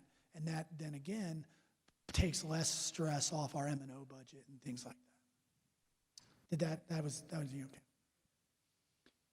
I believe totally in this global citizenship, things like that, but I guess my question is, with the money that you're setting aside for administrative assistant and your time, why are we not looking at the retention of our own high school students? We have charter schools nearby us, high school charter schools. Why aren't we looking at those 50 students that are out there in the nearby high school charter schools to bring them to the Higley School District? I mean, it seems, is the money ratio, is it more with getting the exchange students versus recruiting 50 students from our neighboring high schools or charter schools? I guess that's the President time Reese, that we're members of the putting in board, on that. I would like to say that would be a different subject area, and we are working on the recruitment and retention of students through a separate area. The program that Dr. Mellerwine is talking about now is an exciting new program that I support 100%, and I think it's a great opportunity for our community, for our kids, and for our schools. I am excited that Dr. Mellerwine has taken the enthusiasm and gusto to go out there and tackle this as hard and as fast as he can. Yeah, we have to crawl before we walk, before we run. We're taking steps one thing at a time, but I'm excited with the route that we're going, and the recruitment and retention of the students within the Glendale and Queen Creek area, or the Gilbert and Queen Creek area. We are working on that in separate ways and separate areas with our PIO and through our media and through different areas. So that is beyond the scope of what Dr. Mellerwine is working on right now, and he has been tasked with what I've asked him to do is for looking at other forms of revenue to also really help develop our high schools. And like I say, I couldn't be more pleased with what he's done with the $50,000. If you take a look at our schools this year compared to last year, and just the small amount of money that he has put in from foreign exchange students at our schools, the schools do look remarkable. And so I'm excited and proud of that.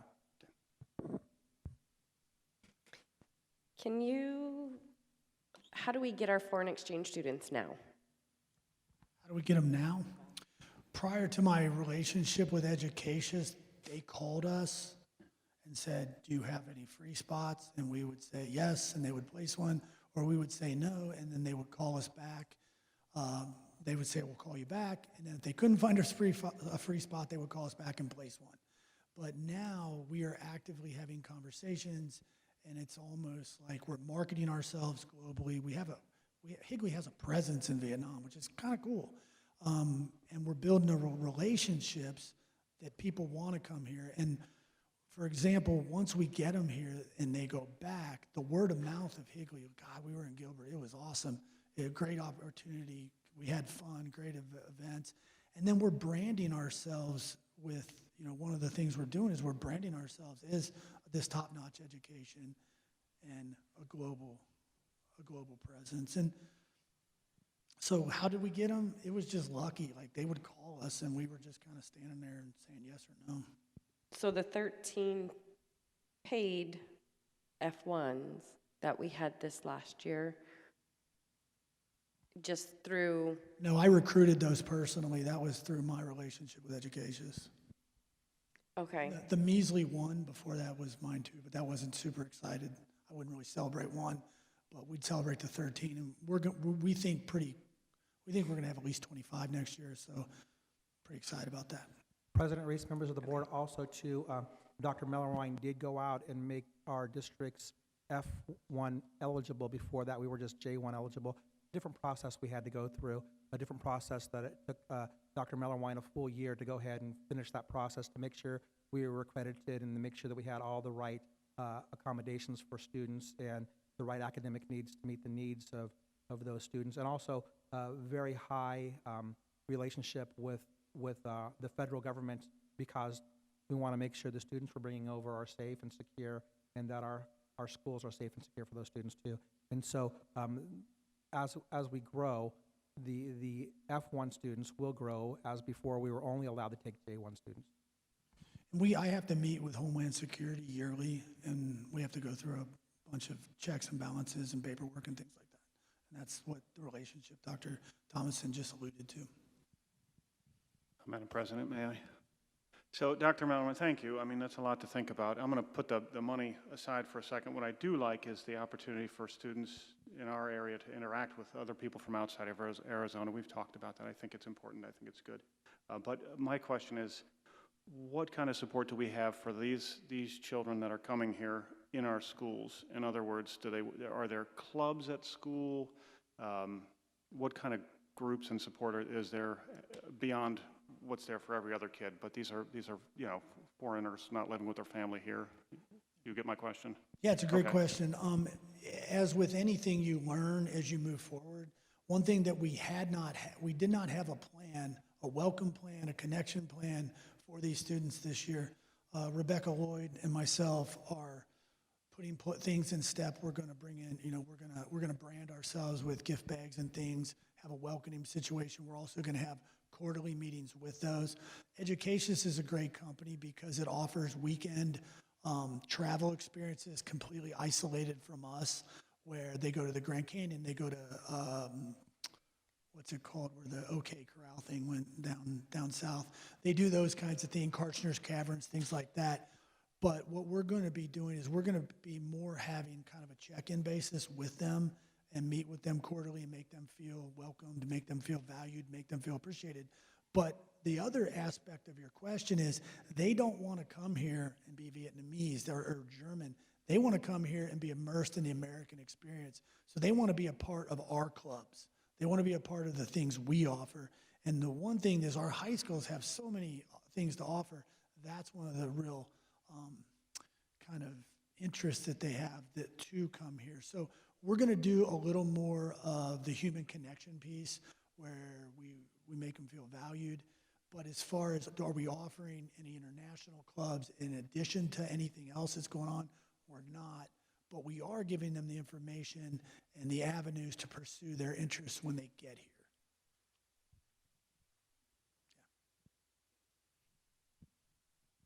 Any other questions?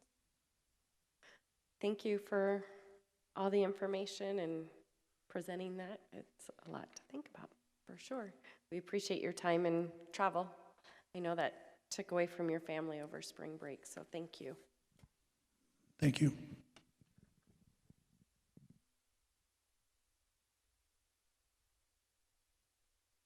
All right, we will go on to 8.3, the governing board meeting dates.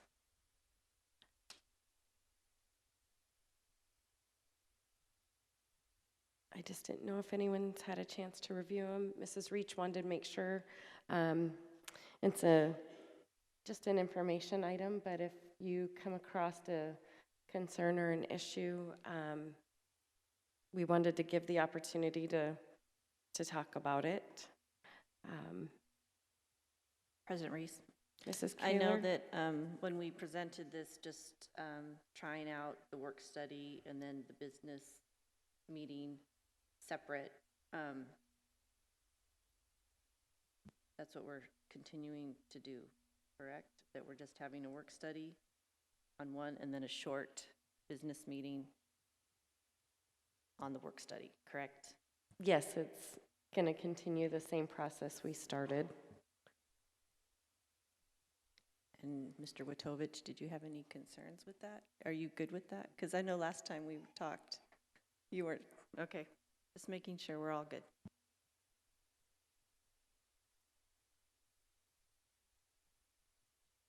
Okay.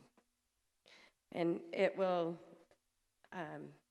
on our meeting schedule, it does have the board retreat for our board evaluation in October and the required dates that we need to meet as a board. So if anyone, like always, if there's a board meeting you can't make, be sure to communicate with Mrs. Reach. And the important part is to make sure that we communicate summer plans with her so she knows when board members will be unavailable or out of town, that if we do have a meeting that we have a quorum. So if you can get your vacation calendars, if you know them, to Mrs. Reach. All right, then we will go on to 8.4.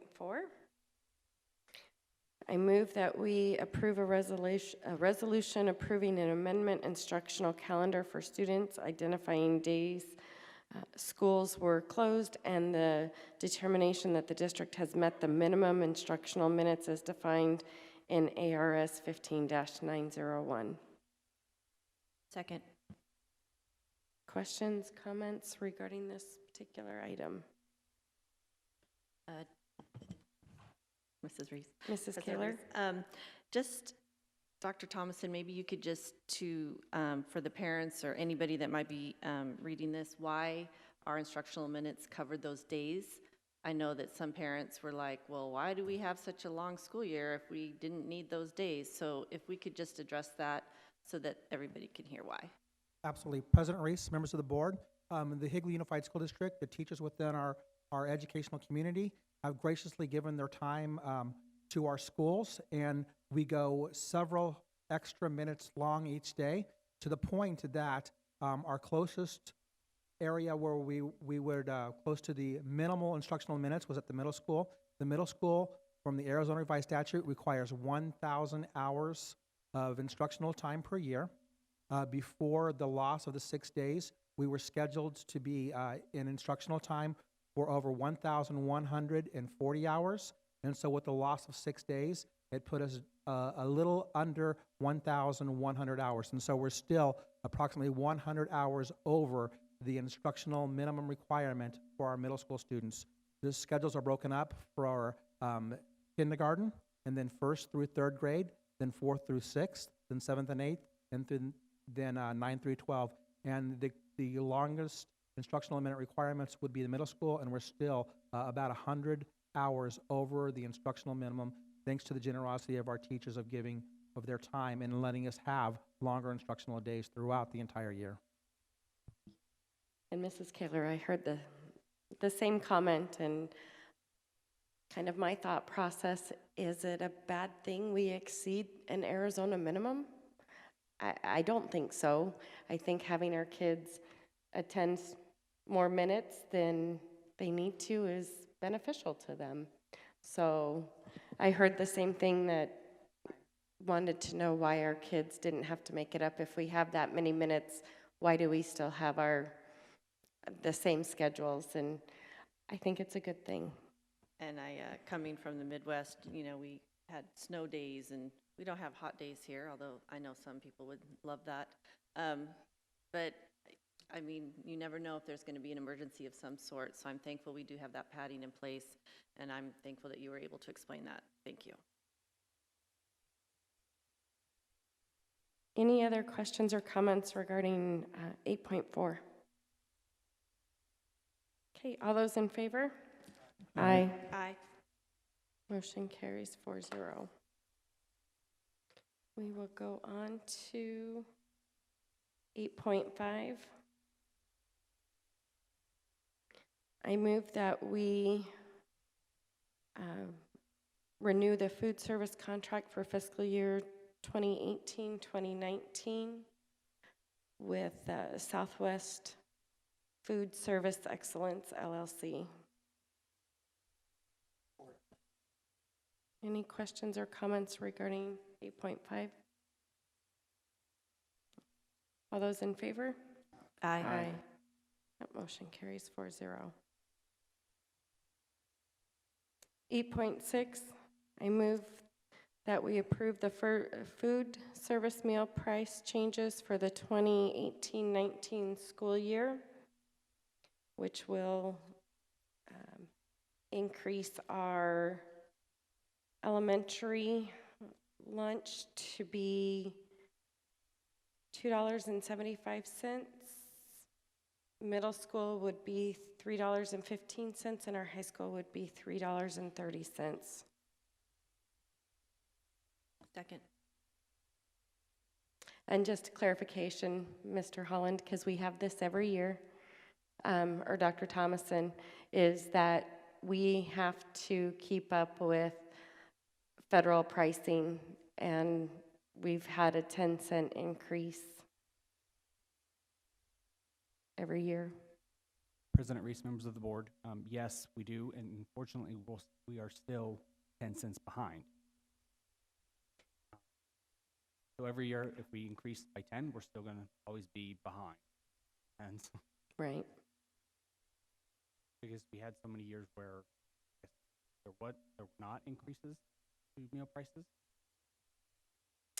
Yes, and I believe there was one year that maybe it was either 5 cents or 8 cents. It wasn't what it was supposed to be for the year. It was much lower. So clearly now we're behind. So. President Reese. Mrs. Kaler. So on the same, I don't know if I can ask this question because it's not specific, but we were trying to collect better last year. Were we successful in that, collecting the lunch monies that were kind of past due, or we were saving the bank for them, and so were we better with that? President Reese, members of the board, yes, we have made significant improvements. So if you remember last year, our loss was around $125,000. This year we're at about $8,000. So, but that is not through, that's through the hard work of our food service analyst, Aaron Harris, who also has been helping, as well as each of our schools have been actively helping to send out notices home with students. We send those out twice a week.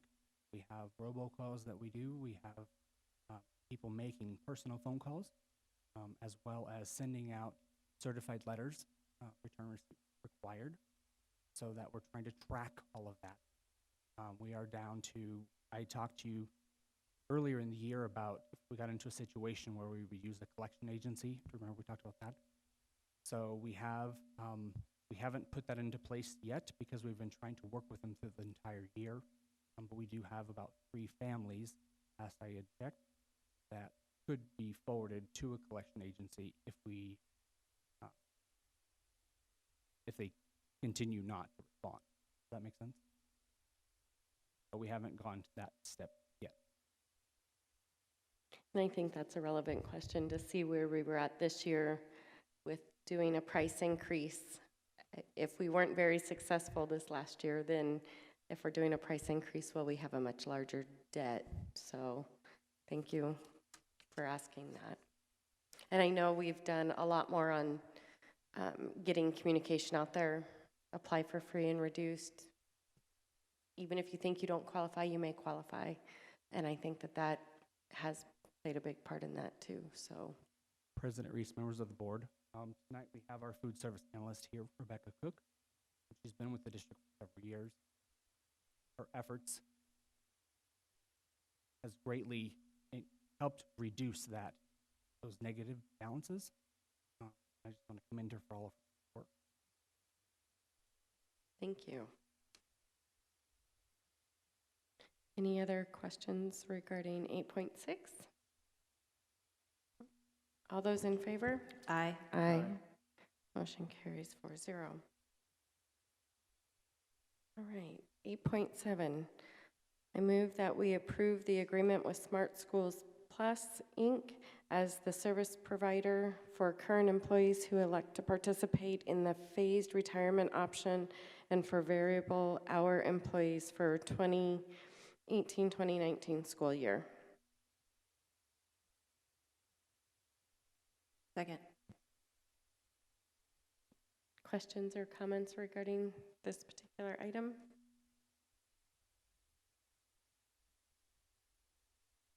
All right, all those in favor? Aye. Aye. All those opposed? Nay. Motion carries 3-1. All right. 8.8. I move that we approve the math text and supplemental materials for all grades. Second. President Reese, I do have a question before we proceed. If maybe you can clarify that for me. We changed our board meetings around to have work study sessions 1 month and the board meeting the other, for the opportunity for us to have presentations and to ask questions, because one of the things is about having a work study session is that I have the opportunity here to hear the other board members and some questions that they might have in relation to the presentation. So with a $1.2 million allocation request of the board, just if you can give some clarifications to why this wasn't brought to a work study session. Dr. Schillingberg?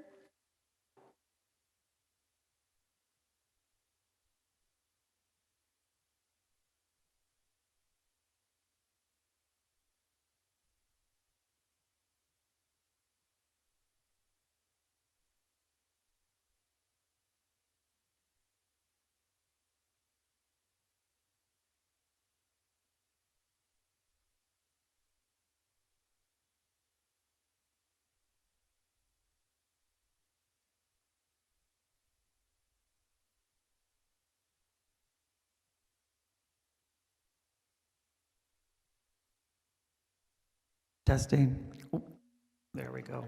Thank you very much. All right. The reason that we couldn't do this at a work study has to do mostly with the length of time it takes to do this process, the number of publishers we had present, and then the requirement from the policy that you have to have 60 days for public display.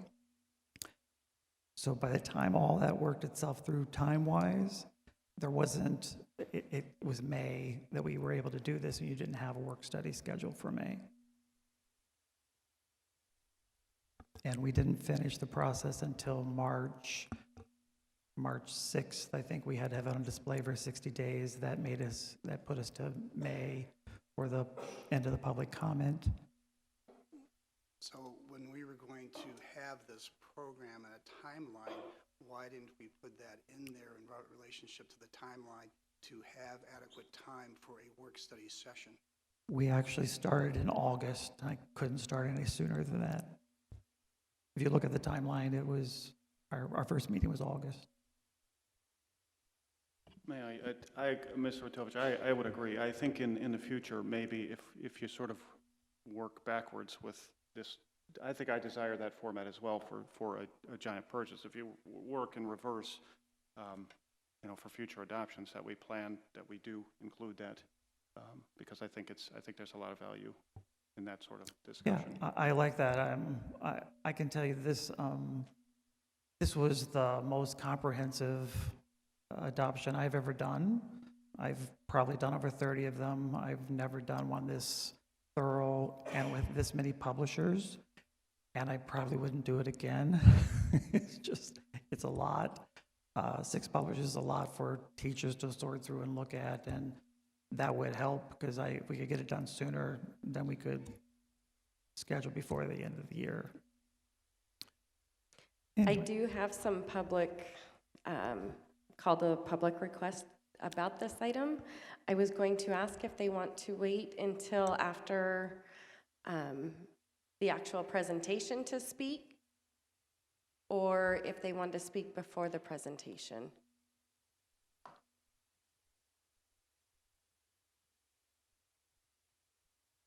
After the presentation? Okay. Okay. All right, well, I'll get started. So I am really excited to present a long year of work and effort by a lot of people to finally bring to the district a new math program. Probably in the 2 years I've been in this district, the biggest complaint I've gotten from parents is that why do their kids not have any math books? So I'm happy we can finally answer that question and give them some math books. And this also is working on goal 1.6A from our strategic plan. I like to always make that connection.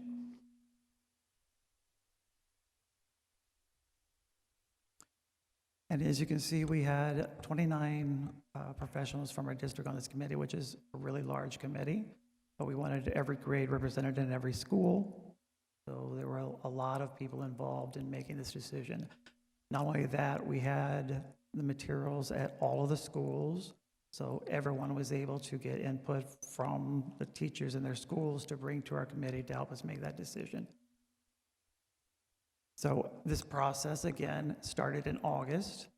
Because it was with so many publishers, we didn't start the other one until September when I did the English Language Arts. So August 14th, just to briefly go over this for everybody, is we finalized the rubric. It was the first meeting of the committee.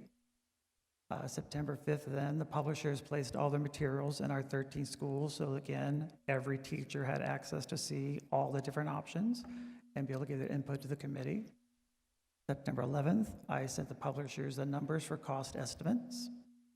And I emphasized that this was not our final request for numbers, and I'll go over that more when I talk about the dollars, but it was to give them all the same numbers so we could get an idea of how their costs compared to each other.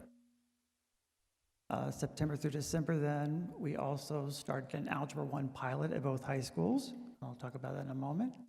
September through February, the publishers presented to the committee. Every month we had a different publisher. In February, then, I checked the references for each publisher. March 5th was our last committee meeting where the committee selected the final publisher.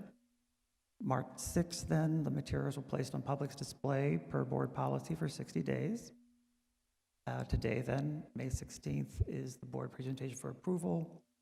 In May, then, the teachers will receive their teachers' editions and materials be ordered. And that's because we have our first PD on May 25th.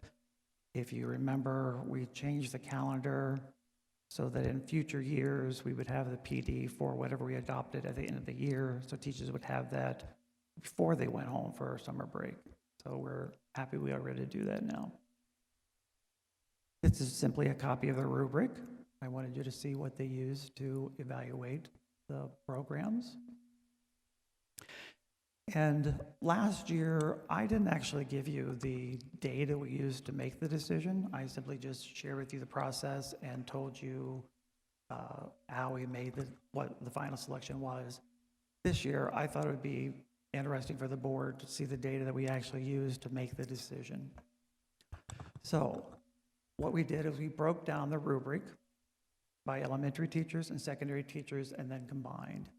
If you look at the elementary, their first choice actually by far was Carnegie Learning. And you can see there's a star there because Carnegie Learning is only a secondary program. It's not, they don't have an elementary program. But the elementary really liked it. The secondary did not put it as their top choice. The second choice then for elementary was, well, their first choice is what I put because the Carnegie Learning didn't have an elementary program, was Great Minds, which is Eureka Math. Their second choice, close behind, was McGraw-Hill, and third choice was Pearson. For the secondary, McGraw-Hill was their first choice. Their second choice, close behind, was Pearson, and their third choice was HMH. When you combined, McGraw-Hill was the number one choice, Pearson the second choice, and the third choice was HMH.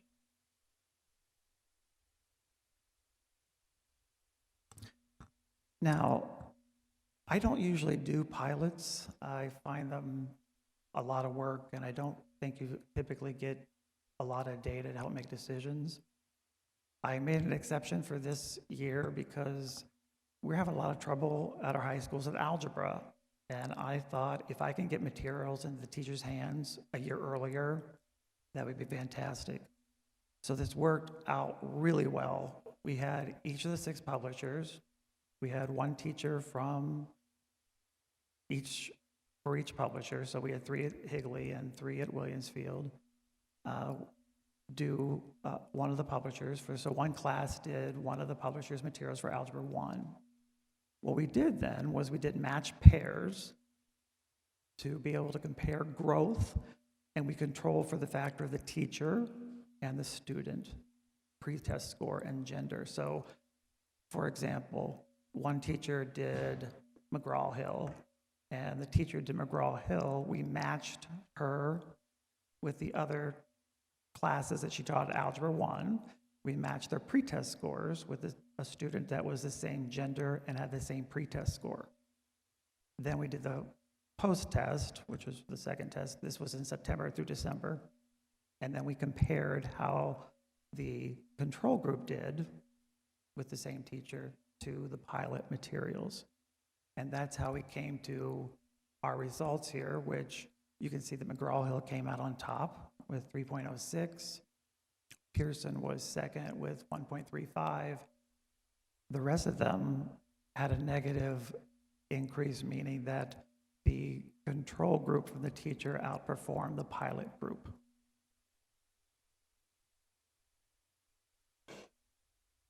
Then with the reference checks, we sent references to 5 to 7 references for each of the publishers. I wanted at least 3 to be able to average together to feel I got a good impression of what the publisher was doing. You can see I did not get responses back from everybody, but the first ranked from the references was CPM, the second was McGraw-Hill, and the third was HMH. The Pearson only got 1 back, and Carnegie only 2, and Eureka just 1. The last column is the feedback from the Algebra 1 pilot teacher.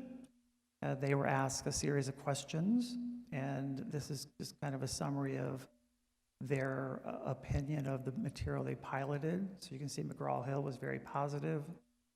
Alex is a tutorial online program that comes with McGraw-Hill that they really liked. The Pearson was also very positive. CPM was positive. HMH was an average response, and I did not get responses from Eureka or the Carnegie Learning. Cost comparisons. Now, as I said, we gave the publishers, this is our class size at each grade level, and these are a number of teachers. The bottom explains kind of what's different. It's not going to be the actual cost they do because we have growth. I did not include pre-calculus, which I said is about $100,000. We want to order extra copies for the warehouse for our growth. And for our secondary classes, we want to order class sets because we have no lockers. We don't want the kids to have to carry back and forth these books. So we have class sets for our freshmen. All of our high school classes have class sets so the students can keep the books at home and not have to carry them back and forth. I wanted to do that for middle school, but the middle schools are paperback books, so it would not work to do that. They wouldn't last through all that back and forth. But you can see from the cost perspective, the lowest bid came in from McGraw-Hill, and the star there is that if we did the K-12 program, you got a 15% discount from their price, which is reflected there. The second was CPM, which again was only secondary. Third was HMH. Fourth, Pearson. Fifth, Carnegie. Sixth was Eureka Math. Now, I put in parentheses the second cost offer. I tell the publishers when I ask for their price, I say, I'm not buying a car. I'm not going to haggle with you on prices. You need to give me your best price right up front, and that's what we're going to work from. Because Eureka Math, Great Minds, is a fairly new group. They're fairly young. As a not-for-profit, they haven't been doing this very long. Their price was $1 million more than the other publishers. I did what I don't typically do, and I called them.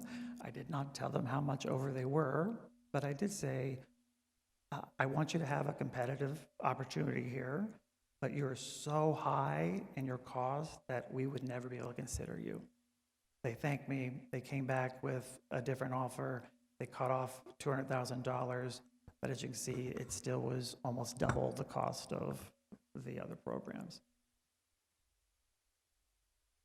Dr. Schoenberg, can you go back to that once? I just had one question because the Redbird Alex says it's an extra $20 a student. Can you explain what grades that would be, all of them, or how much extra cost are we talking about here, please?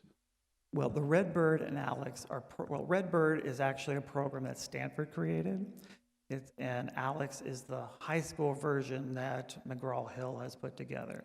But they are both online kind of tutorial math programs. They actually take the child and whatever skill they're missing, they will pull them back into working on that skill like a tutor, and then bring them back to the bigger skill. They sell that separately from their program. So McGraw-Hill has digital materials, online programs, assessments, all the same things you would get, but on top of that, you have the ability to purchase access to Redbird and Alex. If you don't purchase their materials, it's $35 a student. With their materials, it's $20 a student. This first year, they're giving it to us for free. That was part of the benefit from them. So our goal is to use it with everybody, see who's it work with, who it doesn't work with, so that next year when we have to purchase it, we're only purchasing for students. It's really a value for us. And with that, Dr. Schillingberg, that would replace the 10 marks and the IXLs that we are currently using, and what is that cost? The 10 marks is not a cost. I believe we mostly use the free version. The IXL, I'm not sure what that cost is because different schools do it, but it would replace those programs. But even more than that, the online materials that McGraw-Hill offers does have similar things like what those programs do. This is really above and beyond. It's hard to explain if you haven't seen it, because it really is, like I said, it is a tutorial software that takes whatever skill the child is missing when they do the problem and takes them back to work on that skill. Once they've mastered that skill, they bring them back to the skill they're working on. So the $20 a student, do we pay it for the kids that only use it, or would it be you would have to purchase it for every? We'd only pay for the kids we want to use it. So you pay per license you want. Okay. But for this first year, they're giving us free access. I know. Yeah, right. Yeah, so it's expensive, but it's a pretty powerful tool. But fortunately, we can look at it, think about it before we decide how we do or don't use it. Dr. Schillingberg, as a parent myself, I look at that and I think, I would like to pay that $20 for my child not to have to do 10 marks in IXLs, because I'm sorry, math teachers, I love you, you are amazing, but I'm not a math person, and when I look at those sometimes, I just go, oh my gosh, I have no idea what you're doing. So I would pay that. Yeah, I understand your pain. So the combined summary for the ratings, you can see that McGraw-Hill came out first. Second was Pearson, and the CPM kind of tied there. Fourth was Carnegie, the fifth was HMH, and last was Eureka Math. You can also see, just to clarify, we are missing some data from some of these, but because the smaller score was the best score, if we were to put scores in there, they would be even higher. So really, they had an advantage of having nothing there.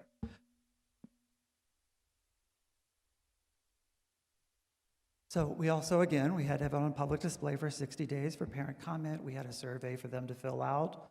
That was similar, but simpler than the our survey questionnaire we did with the teachers. And again, I think I told you this last year, I've probably done over 30 curriculum adoptions. I've never had parents respond or anybody. Last year we had 2. It was 2 more than I ever had. This year we actually had 4. So people are really taking an interest, and that's exciting. They rated it very highly. All of them were the highest rated, except one person gave somewhat, which was the second category, on 2 of the 10 items. So the committee's final recommendation was McGraw-Hill. And I do want to share with the board, because I knew there's been some conversation. Again, as I said, I've done over 30 adoptions. I've had one that was more challenging than this one. But this is the first time in my career I've ever had where at the end we didn't have 100% consensus. You hope to do that, but we did not. We had a very healthy discussion for over an hour, and we had a couple people who really felt strongly about it was really the Eureka math. But in the end, I think you can see that the cost factor there, to me, they're so new, it'd be hard for them to support this district. But you also have, one of the recommendations was, well, why don't we just keep what we have? Because we use Engage New York, some of the teachers, which is the free online materials that Eureka Math is replacing and actually copyrighted and selling.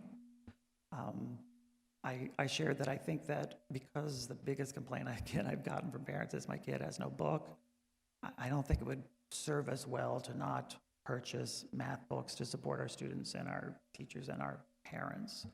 So we kind of discussed that, but I do want to be very upfront that it wasn't 100% agreement.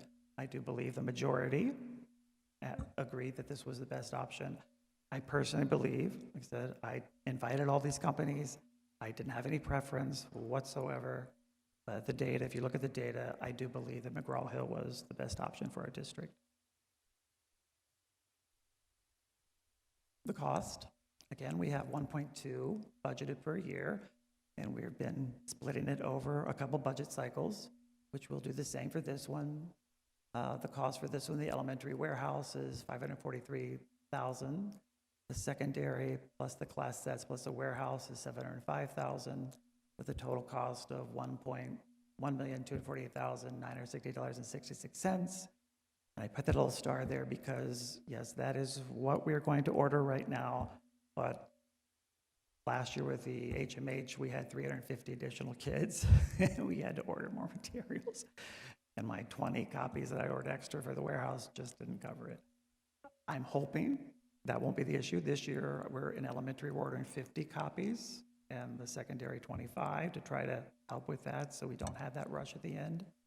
But this is what we're asking to approve tonight so that we can move forward with our adoption, and this will be the cost that you're approving.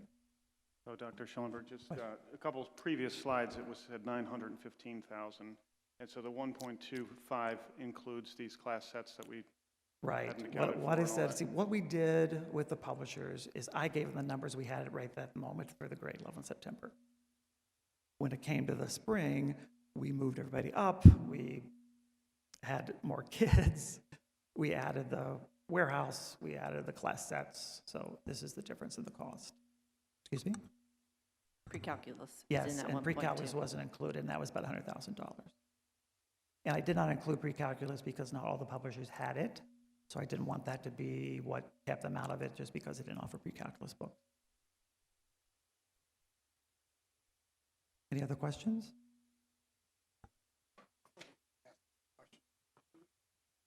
On the public communication, please. Yep. If that could be possible before I ask. Yeah. So now that Dr. Schellenberg's done with his presentation, we'll go ahead and invite the speakers up. Okay. Before we get into more discussion, so we can hear what they have to say. Thank you. Thank you. So we're going to go ahead and do our call to the public. I have to say this is kind of exciting because it's our new way we gave the option to do before we have discussion on an actual agenda item. So, but the rules still do apply. We cannot get into conversation. So we can discuss,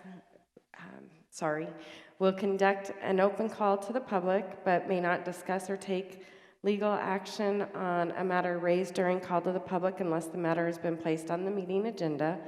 Matters brought to the board's attention during the call to the public may be referred to the administration for further study or scheduled for a board meeting at a later date. Audience members wishing to address the board during the call to public should complete the public request to speak form and give it to the board secretary. We do have a limit of 3 minutes. So we will, let me just read my my other little piece, is that we value input from our constituents. This time has been set aside for anyone from the audience who wishes to address the board. Please remember, this is not an appropriate venue to evaluate, discuss, or criticize district personnel. Policy KEB provides a process for complaints about personnel. Speakers should be aware that false statements about individuals may result in civil liability. Members of the board may not discuss the items that are not specifically identified on the agenda. Therefore, pursuant to ARS 38-431.01H, action taken as a result of public comment will be limited to directing staff to study the matter or responding to any criticism or scheduling the matter for further consideration and a decision at a later date. Again, we ask that you limit your remarks to 3 minutes. And we have Samantha St. Vincent.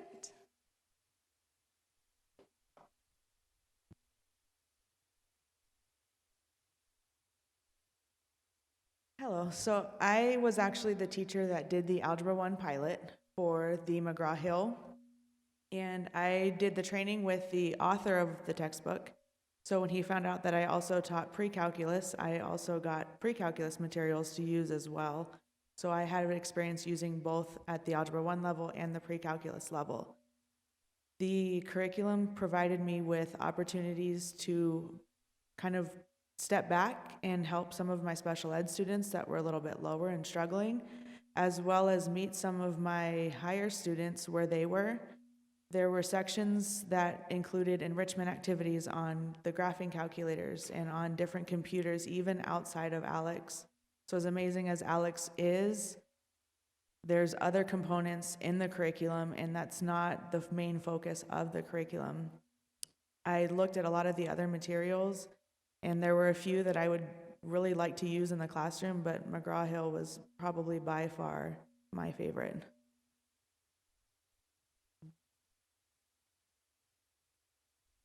Thank you. And next we have Lisa Lewandowski.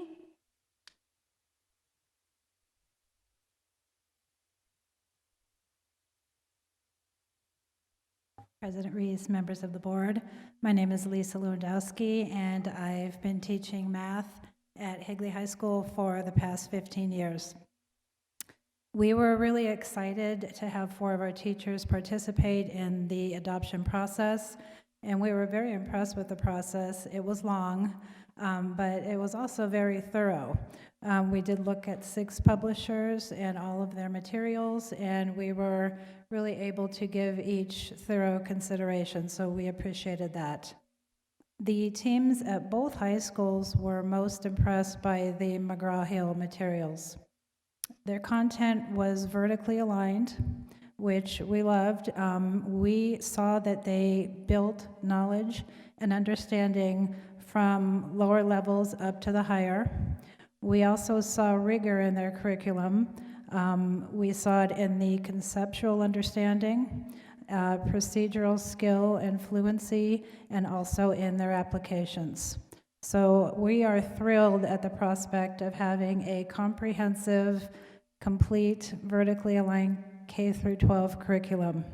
Our students deserve it, and we thank you.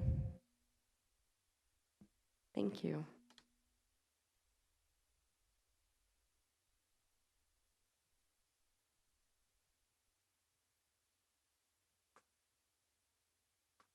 Okay, questions for Dr. Schillingberg? If you'd like to come up to the podium, or you want to sit there, which is ever convenient for you, okay? Okay.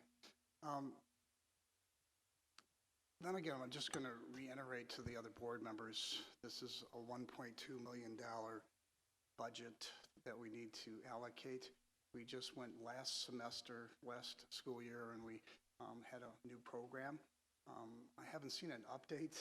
We haven't had an update in reference to what worked with the last program that we implemented.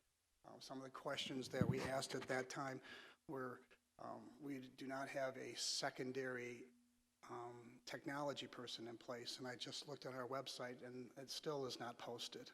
So these are all, when we're going to implement programs, you need all these support services to see that the programs are successful. We even talked about things such as Canvas, where we're at on that. I see Canvas isn't even on the budget either. So for us to implement a program, it needs to have the support services in place. As a board member, when $1.2 million allocation is taking place, it's important to have a timeline. And a timeline is for us as a board to review over the material, to ask any questions, and I'm still uncomfortable with the fact that it's being presented at a board meeting. It's not being presented at a work study session, so we can ask questions, I can listen to what other board members are saying, and then go back and then make a decision. For me to make a decision in a 10-minute presentation for $1.2 million, I don't know about you, but I didn't buy my house on the spot, okay? And this has huge ramifications taking place. I guess some of the questions I'm going to ask you is, on your committee, why don't we have any community members or parents on the committee? It's all teachers and administration. So if you could answer that question first for me. Well, I think it's standard practice. You want teachers to pick the curriculum they're going to use to teach, not parents. So Well, it's you want some parent input. And with our last curriculum, it seems that we had 2 people respond. If I had 2 people respond to my first implementation, then I would look to see wow, maybe we need to tweak something here to communicate with our community to get some input. And now from 2 to 4, I'm not pleased with 4 people responding, so why aren't we reaching out to the actual community to say if they're pleased with, because we have a committee of no community members on it, no parents on this, and we're only receiving 4 responses. We need to work with some type of communication in reference to that, and that's just coincidentally, it used to be that the meetings for curriculum adoptions were closed meetings. The state changed that, I think must have been June, something like that, where it had to be an open meeting. So because of that, all of these meetings were publicized in every school's e-news blast to the parents where they were invited to come to these meetings. I had one come to one, and I had another one come to one other, but I know as much as we want community to be involved, and believe me, I'm a parent too, I haven't got a lot of time, and I just think parents trust the teachers to make the decision about what materials they're going to use for their kids. They don't really feel they need to make that choice, and that's where I have been. I think boards respect that teachers are the ones using the materials, and they respect the fact that they made this choice. I understand the important part for the teachers and administration to be part of it, but the sense of community is for all of us to get some input and to be part of the decision-making process. And that's where I'm going at in reference to this whole presentation. I think that's where the board, and I can tell you, every place I've been, the board policy has been that it's up for community review for 60 days. It's always after the teacher committees made the choice. It's not, this is the first place I've ever been where parents could actually come and even watch. So that's unusual. So what are we doing different with this implementation versus the other program last school year? What have we learned from that we should have maybe should have done that? Because we haven't had any conversation about our last year's program, we did this in reference to the implementation, we need to do this. Where is the discussion on lessons learned from, because this is, like I said, this is 1.2 million, so there had to be some lessons we learned from the last implementation that took place, correct? Yeah, so what are we doing different now with this group? Well, I think the biggest behind the scene lesson we learned was making sure that we have the resources with the publisher to connect to their online system. That's what we weren't really ready for. This year we've added that. We've had them working behind the scenes now so that they can have these student accounts and teacher accounts ready, and that they sync. Again, all that's a little over my head, but that was really the biggest issue we had with the adoption. Plus, the reading language arts is the biggest adoption you'll do. There's so many materials. Math is not as huge. It's just a math book, maybe a workbook, so it's simpler. That's why it's also less expensive. Sure. So that takes us to the technology component that needs to work to have the successful program. And if we do not have a secondary person in overseeing our technology, who's going to be doing this? Well, I appreciate that you are supporting that technology. We are. I know Mike is working on helping us with that technology issue, but I would just remind you that the books are the main thing we need to get in the teacher's hands. We're actually only paying for the books. The technology part is no cost. Not that I think that means we should ignore it. We certainly want to use it and make it as valuable as we possibly can. But I think our number one concern right now is we need to get books in the hands of our teachers and our students and our parents and stop having our teachers have to go find stuff to teach with. That we're going to be able to solve. We're still working on getting the support systems, some of the other technology we need, but it's coming. I'm full in support of additional math curriculum. We need to move forward of it. It's just my concern is the plan. That we don't have everything in place for this to be successful. It's just like the day school lets out, we already have it set that we're going to have training and things like that when the board hasn't even made a decision yet whether we're going to approve it. I mean, I'm just like, it's like, is this a done deal or where are we going at here? I mean, I know it may seem that way, but yes. I think, again, I've never had a board that ever questioned what teachers chose. They always respected their choices. And because of the way the process works, you have to do things behind the scenes to get things done, or when it is approved, you won't be prepared for your training. The teachers want the materials. All that stuff has to happen behind the scenes for all this to work. It is a big undertaking by lots of people. It's not meant to be subversive or secretive. It's just that's how it all works. It's not, and in reference to I'm concerned again is I just got this information Friday and now I'm having a presentation and it's the only opportunity for me to ask questions or even hear from other board members any of their questions, and then I'm to digest it and vote on it right now with the 1.2 million. I don't know. I mean, I'm going to wait and hear what some other conversation takes place. I mean, I appreciate that. And like I said, in the future, when we do these adoptions, we can certainly work to back, and I won't have as many publishers, so that will be feasible to do that. It's just we had so many that I wanted people to have as much options as they could, that made the process longer. And then with the 60 days required by policy for review, you couldn't even vote on it until after that happened. Sure. That's really what pushed it back so far, and we'll make sure that doesn't happen in the future. But we could have had a work study in those 60 days, though, correct? That was May 4th, I believe, was the end of the 60-day period. But I mean, in the interim, when it was on display, we could have. President Reese, right? members of the board, I would defer to our attorney who's saying, yes, we could have had a work study within that time.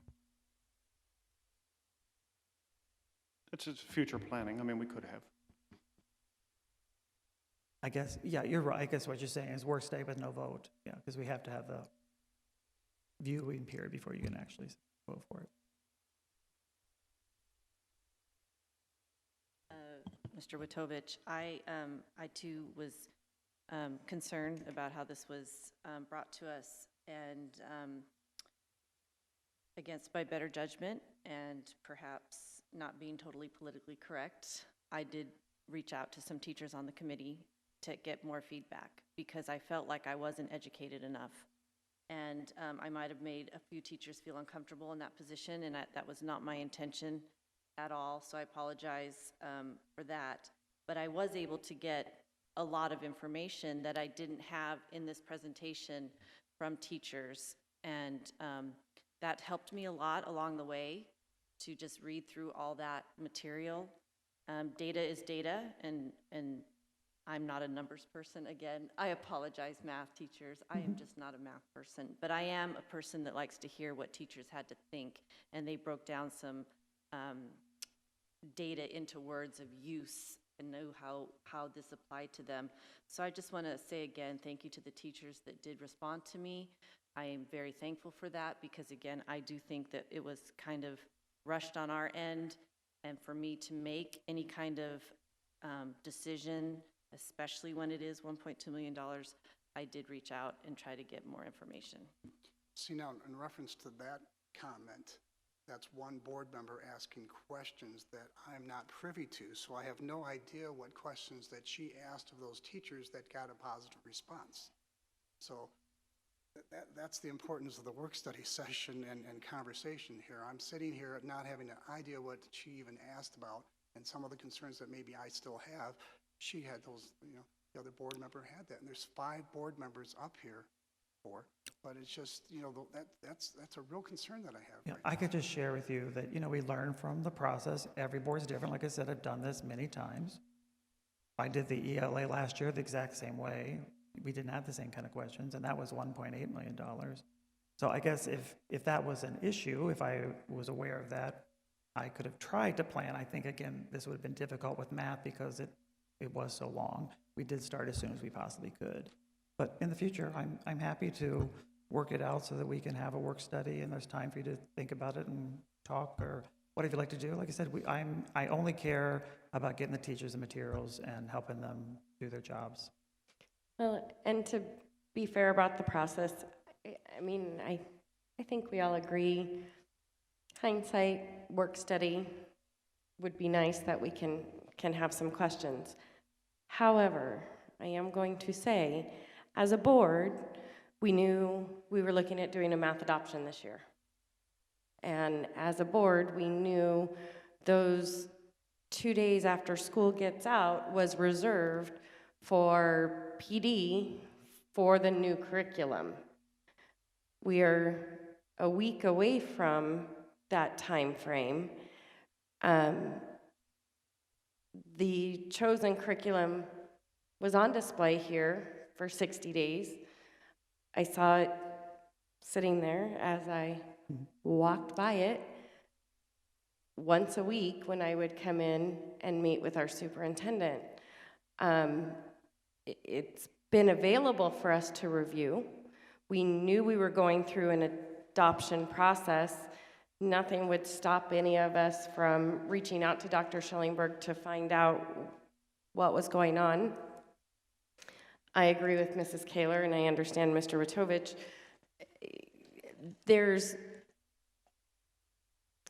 You described it as some healthy conversation. We as a board have received concerns on the selection, and I think that's kind of partially why we are having some of this conversation. This math adoption is not new to any of us. When I say that, it's not that we didn't know it was coming. And sometimes as board members, we do have to do some of that legwork on our own to make sure we're educated. I did not stop by the display because I would look at those math books, and I am not a math teacher. I am not a curriculum specialist. I can look at it, and I'm not gonna know if it's appropriate, not appropriate, now ELA, I can read a book and be like, well, should our teenagers be reading this stuff or our 6th graders?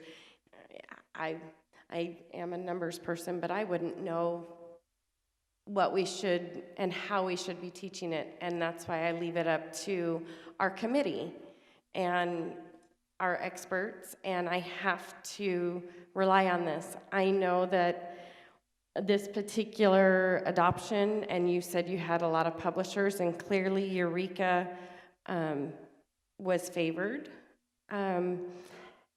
Clearly it's out of our price range too, and I have to rely on the process, and I'm not ignoring the fact that we have received some contentious information that perhaps some may not have felt that the process was done with validity, and that this was a forced choice. Hearing from the teachers who pilot it, I guess my biggest concern is, I hear you and I respect that. The biggest concern I'm having is the feedback that we're getting is from the elementary. So that this is clearly a very appropriate curriculum for us to go to from the high school level is what I'm hearing very loud and clear. And I know Ms. Lewandowski said, you know, it is very vertically aligned. I have to trust you because I don't know, and that's what you guys are here for. But I do know that that's where the biggest concern is coming from, is the elementaries. If this is the appropriate publisher for that. And I guess if you can just tack on, and we had that conversation about technology, running a whole different platform. HMH is our ELA adoption. How does all that play into when you have one publisher, and maybe Mr. Glover can help too, I'm just, who's ever educated, you have one publisher for your ELA, you have one publisher for your math, and I'm hoping they specialize in their own areas, but we're running different platforms. What does that do for us? How does that bog down our coaches and our support and our technology? It is more work, but it's upfront work. It's upfront work they have to put in place to get the systems to speak together and work. Once that's set up, it really doesn't require a lot of more work from them. It's established and the students log in. I would also share that, yeah, I mean, it's unfortunate that anybody felt the process wasn't fair to them, because I assure you, I had no preference for what publisher we selected. I'm the one who invited the 6 publishers to come. I thought I wanted Eureka Math there because I thought that that's what the teachers were comfortable with from using Engage New York. It may be an opportunity for them to look at it. But in the end, I believe the majority of the committee, which was a lot of elementary, supported it. And you can see the scorers were only 4 or 5 points away. It wasn't a huge difference. Yes, there was some very strong opinions for that, but in the end, I feel the high school teachers are much more math specialists, and elementary are more a generalist. So I'm going to look at that a little more to push. Plus, as I think I've shared before, you know, we do fairly well in elementary, but by the time our students get to high school, we're kind of struggling. We really need a program that really goes K-12 to support our high school students to help them be more successful.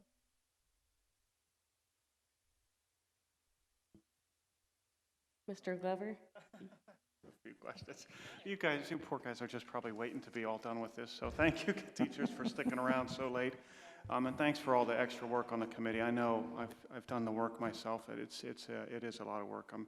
A couple of questions. PD, I know we talked about it, but compared to the ELA PD, I mean, how would you rate what's going to be provided for them? I mean, you didn't talk too much about it, but is it good? Because it is good. And what I'd like to say with McGraw-Hill is they're offering the PD free of charge for most of it. We had to pay for the PD from HMH, so that's another advantage we have with McGraw-Hill, is that was part of their package. Was it's actually 52 days of training of trainers that we can utilize any way we see fit. So, you know, we're using 12 of them for May 25th, and then we have 40 more that we can use throughout the year that we're working on to develop a plan right now. But I'm very impressed by that. yeah, that's good. 52 days. Okay, great. Let's see. So I had some other stuff. I also just want to make mention, let us not forget when you're doing PD about our language arts. We're going to have new teachers and another year under our belt. I know it's language arts, but it's not time to, let's not forget also that our teachers who teach language arts still need that support. I know you know this. I just wanted to publicly mention that it's important, and not one-off. We have great coaches, and they don't let me forget that. For sure. Let's see. So are we, you guys are part of the team presentation. I would like to, I wanted to see your faces and get like some maybe head nods. You are all in agreement? They're committee members, so they can be part of okay, their... I thought so. Yes. Yeah, so, and if they wanted to say, they could be part of the presentation and say anything you wanted to say. All right. I think it's important that you all understand and know that you are free, you know, for what little part I have, and in Dr. Thomason, if I'm speaking out of turn, to say with honesty and politely anything to us to make us better. So you know, I've read some of the emails that people, you know, I don't like anonymous stuff. So if you can't sign your name to it, I just want people to know that there's no punishment or retribution from me and from Dr. Thomason for speaking, you know, in the interest of your students. President Reese, members of the board, not just in the math curriculum adoption, but in all areas, we are very appreciative of the different opinions for all staff members, public members, board members. That's what makes America great. That's what makes Higley great. And we're very appreciative for all voices that are heard. And if you're silent, then we don't hear your voice. And so, you know, I welcome anybody to come in and talk to me anytime about anything. And I just want to make sure that with the math curriculum, it's the same process.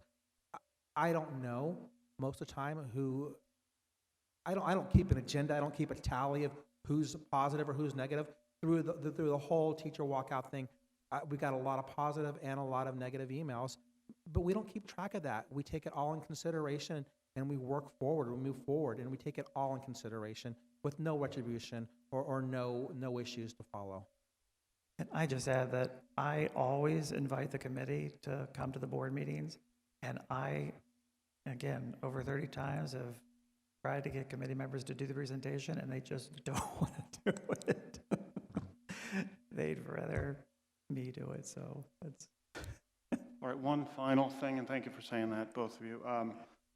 The teacher sets of materials, will they have them before they leave? Yes, they will. Okay, you did say that already, and I probably missed it. Yeah, and Okay. Again, Sorry. the way this process works, and I'll share this with you, when when the committee has chosen the publisher they want, I contact the publishers and let them know. They know already that we have to have the materials for the in-service on the 25th.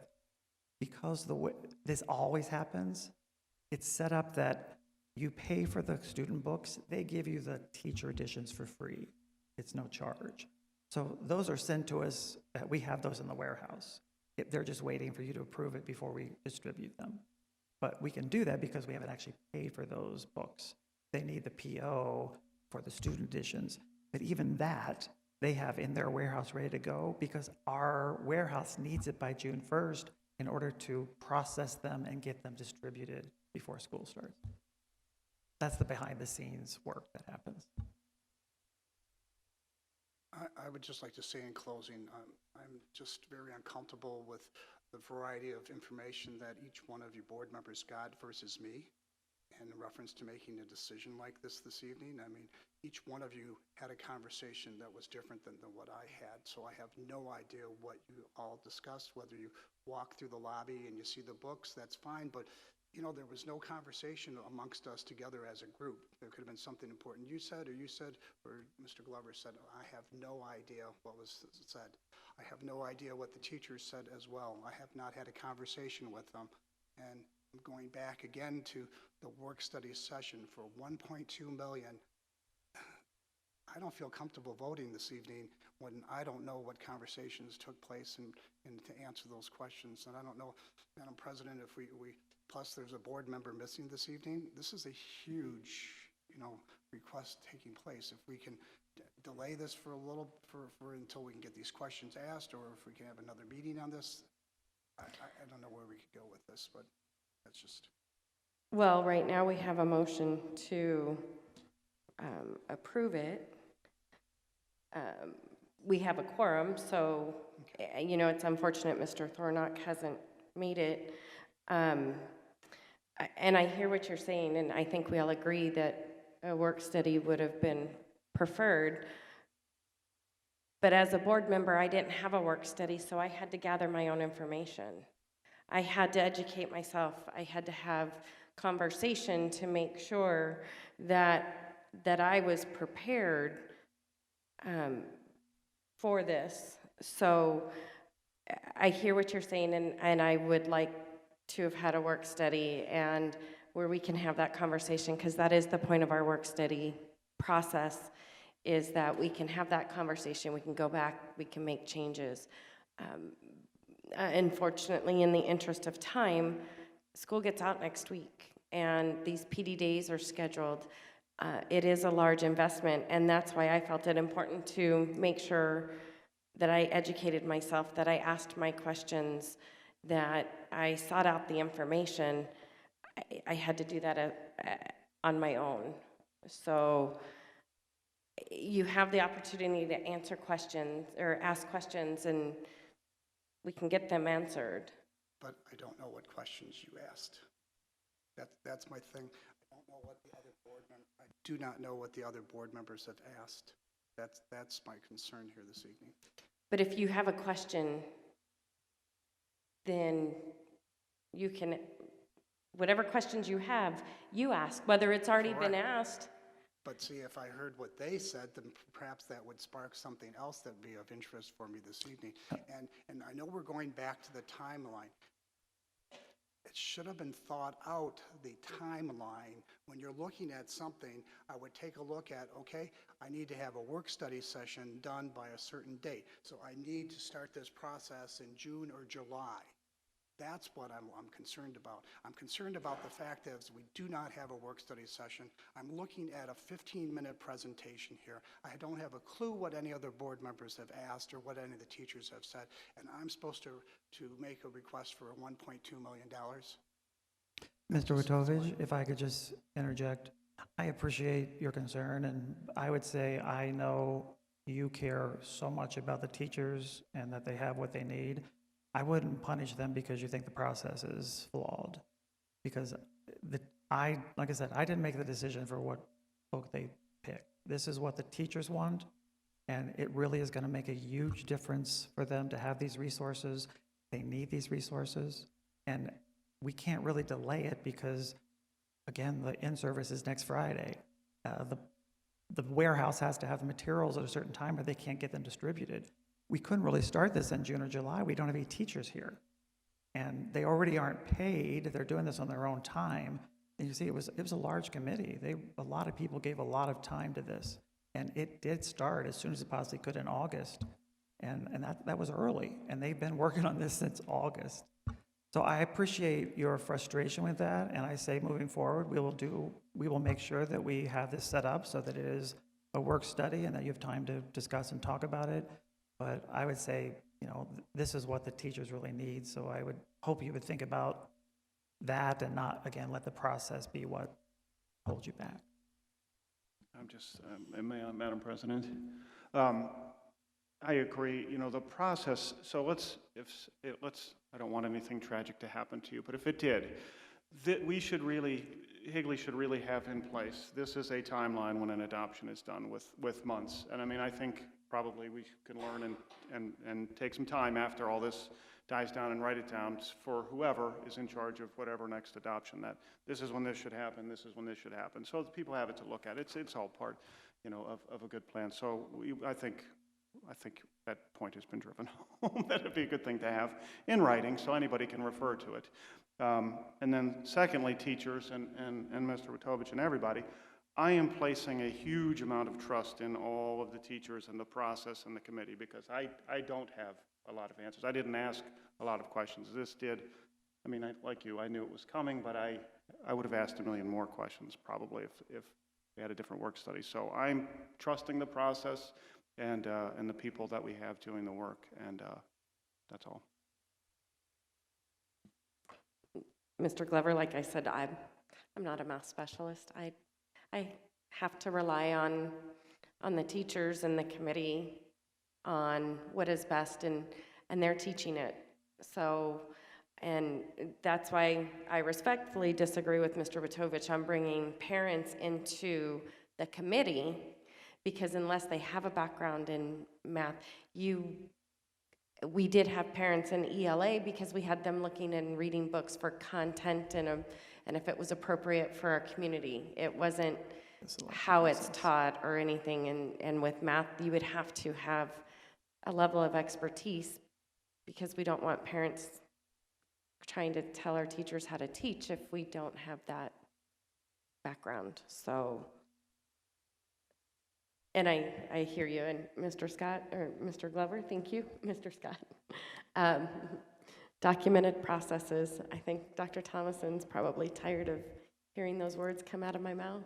Documented processes. President Reese, members of the board, notes taken, and it will happen next time, I guarantee you. President Reese, I just want to say that I know that every newsletter that I received from all the schools, I sign up for all of them. I don't read them all word for word, just my kids' schools word for word. But it was on there for weeks and weeks and weeks that the math curriculum was placed in the district office. If anybody had any feedback, they had every opportunity. So that was put out there. Again, we can't make parents read those emails, but I know that we did try to communicate that part to every parent.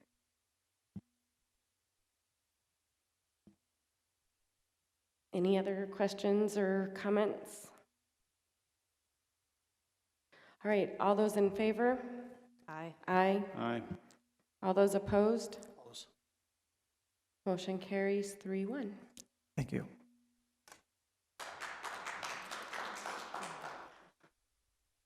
Now you guys have a lot of work.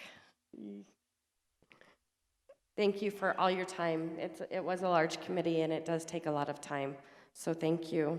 And I know we have Dr. Schillingberg's word that we will make sure in the areas that we need extra support. I know, like I said, there was concerns with elementary. We'll make sure we're making sure they have everything they need. I like the fact that one of our pilots said that they were working with the author of the book, and I don't know, you can get much better than that, so.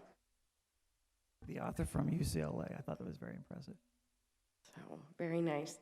Well, good luck and lots of PD, and I'm excited to see our math continue to grow.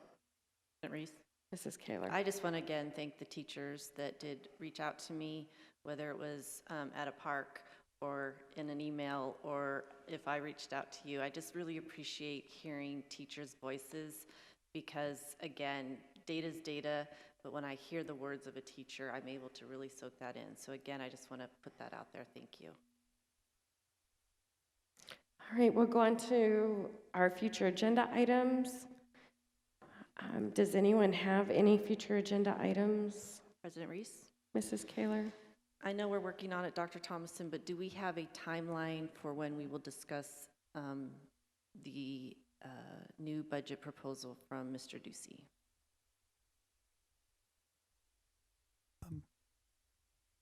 President Reese, President Kaler, can you repeat the question, please? When do we have a timeline is when we will have a work study and or on the additional, what do you call it? Additional monies from Mr. Ducey, please. Oh, President Reese, members of the board, we will be meeting on this Thursday, and we should be bringing that to the board for the next board meeting. And once again, we probably should schedule a work study ahead of time so we can discuss that and have lively, viable conversation on that. Because of the way that the summer schedule works, we only have one board meeting in June before I have to leave to go to an area for see my son graduate. So I will work with Darlene Reach to find out if maybe we can meet individually or meet in groups like we have in the past to discuss things for the 10% increase for teachers and the $210.50 increase per pupil that Governor Ducey gave for teacher raises. Thank you, Dr. Thomason. My concern is that school's going to be out, and I know that I want to just make sure that all our teachers then too are invited and told when this will be discussed by the board, and if it's going to be during a meeting or a work study. I just want to make sure we're very clear to our teachers when that will take place. I don't want anything to come back and say, well, they did that in the summer, and so I just want to make sure we get that out there. President Reese, at this time, I'm going to defer to Mrs. Martins, HR Director, who has also met once with our Meet and Confer team, and we'll be meeting with them again this week. President Reese, members of the board. Yes, so we had a healthy conversation and meeting last Friday with our Meet and Confer team. We left that meeting with some consensus on some ideas and breakdown, and Mr. Holland provided data in terms of what the district was getting Higley specific. However, after the weekend, during the weekend, we received additional communication from our HEA leadership and requested that we meet again. So we're actually scheduled to meet this Friday to discuss the Ducey's plan further detail. So we'll keep you all abreast. And one more thing, Madam President. Dr. Thomason, the results-based funding.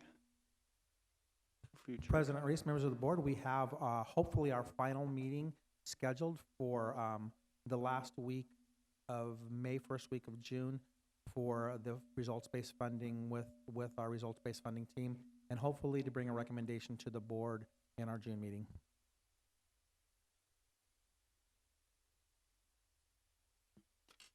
Any other future agenda items?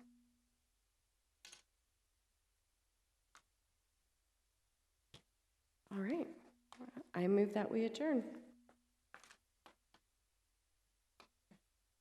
Somebody? Second. I want to go home. All those in favor? Aye. Aye, motion carries 4-0. Good night and enjoy your summer.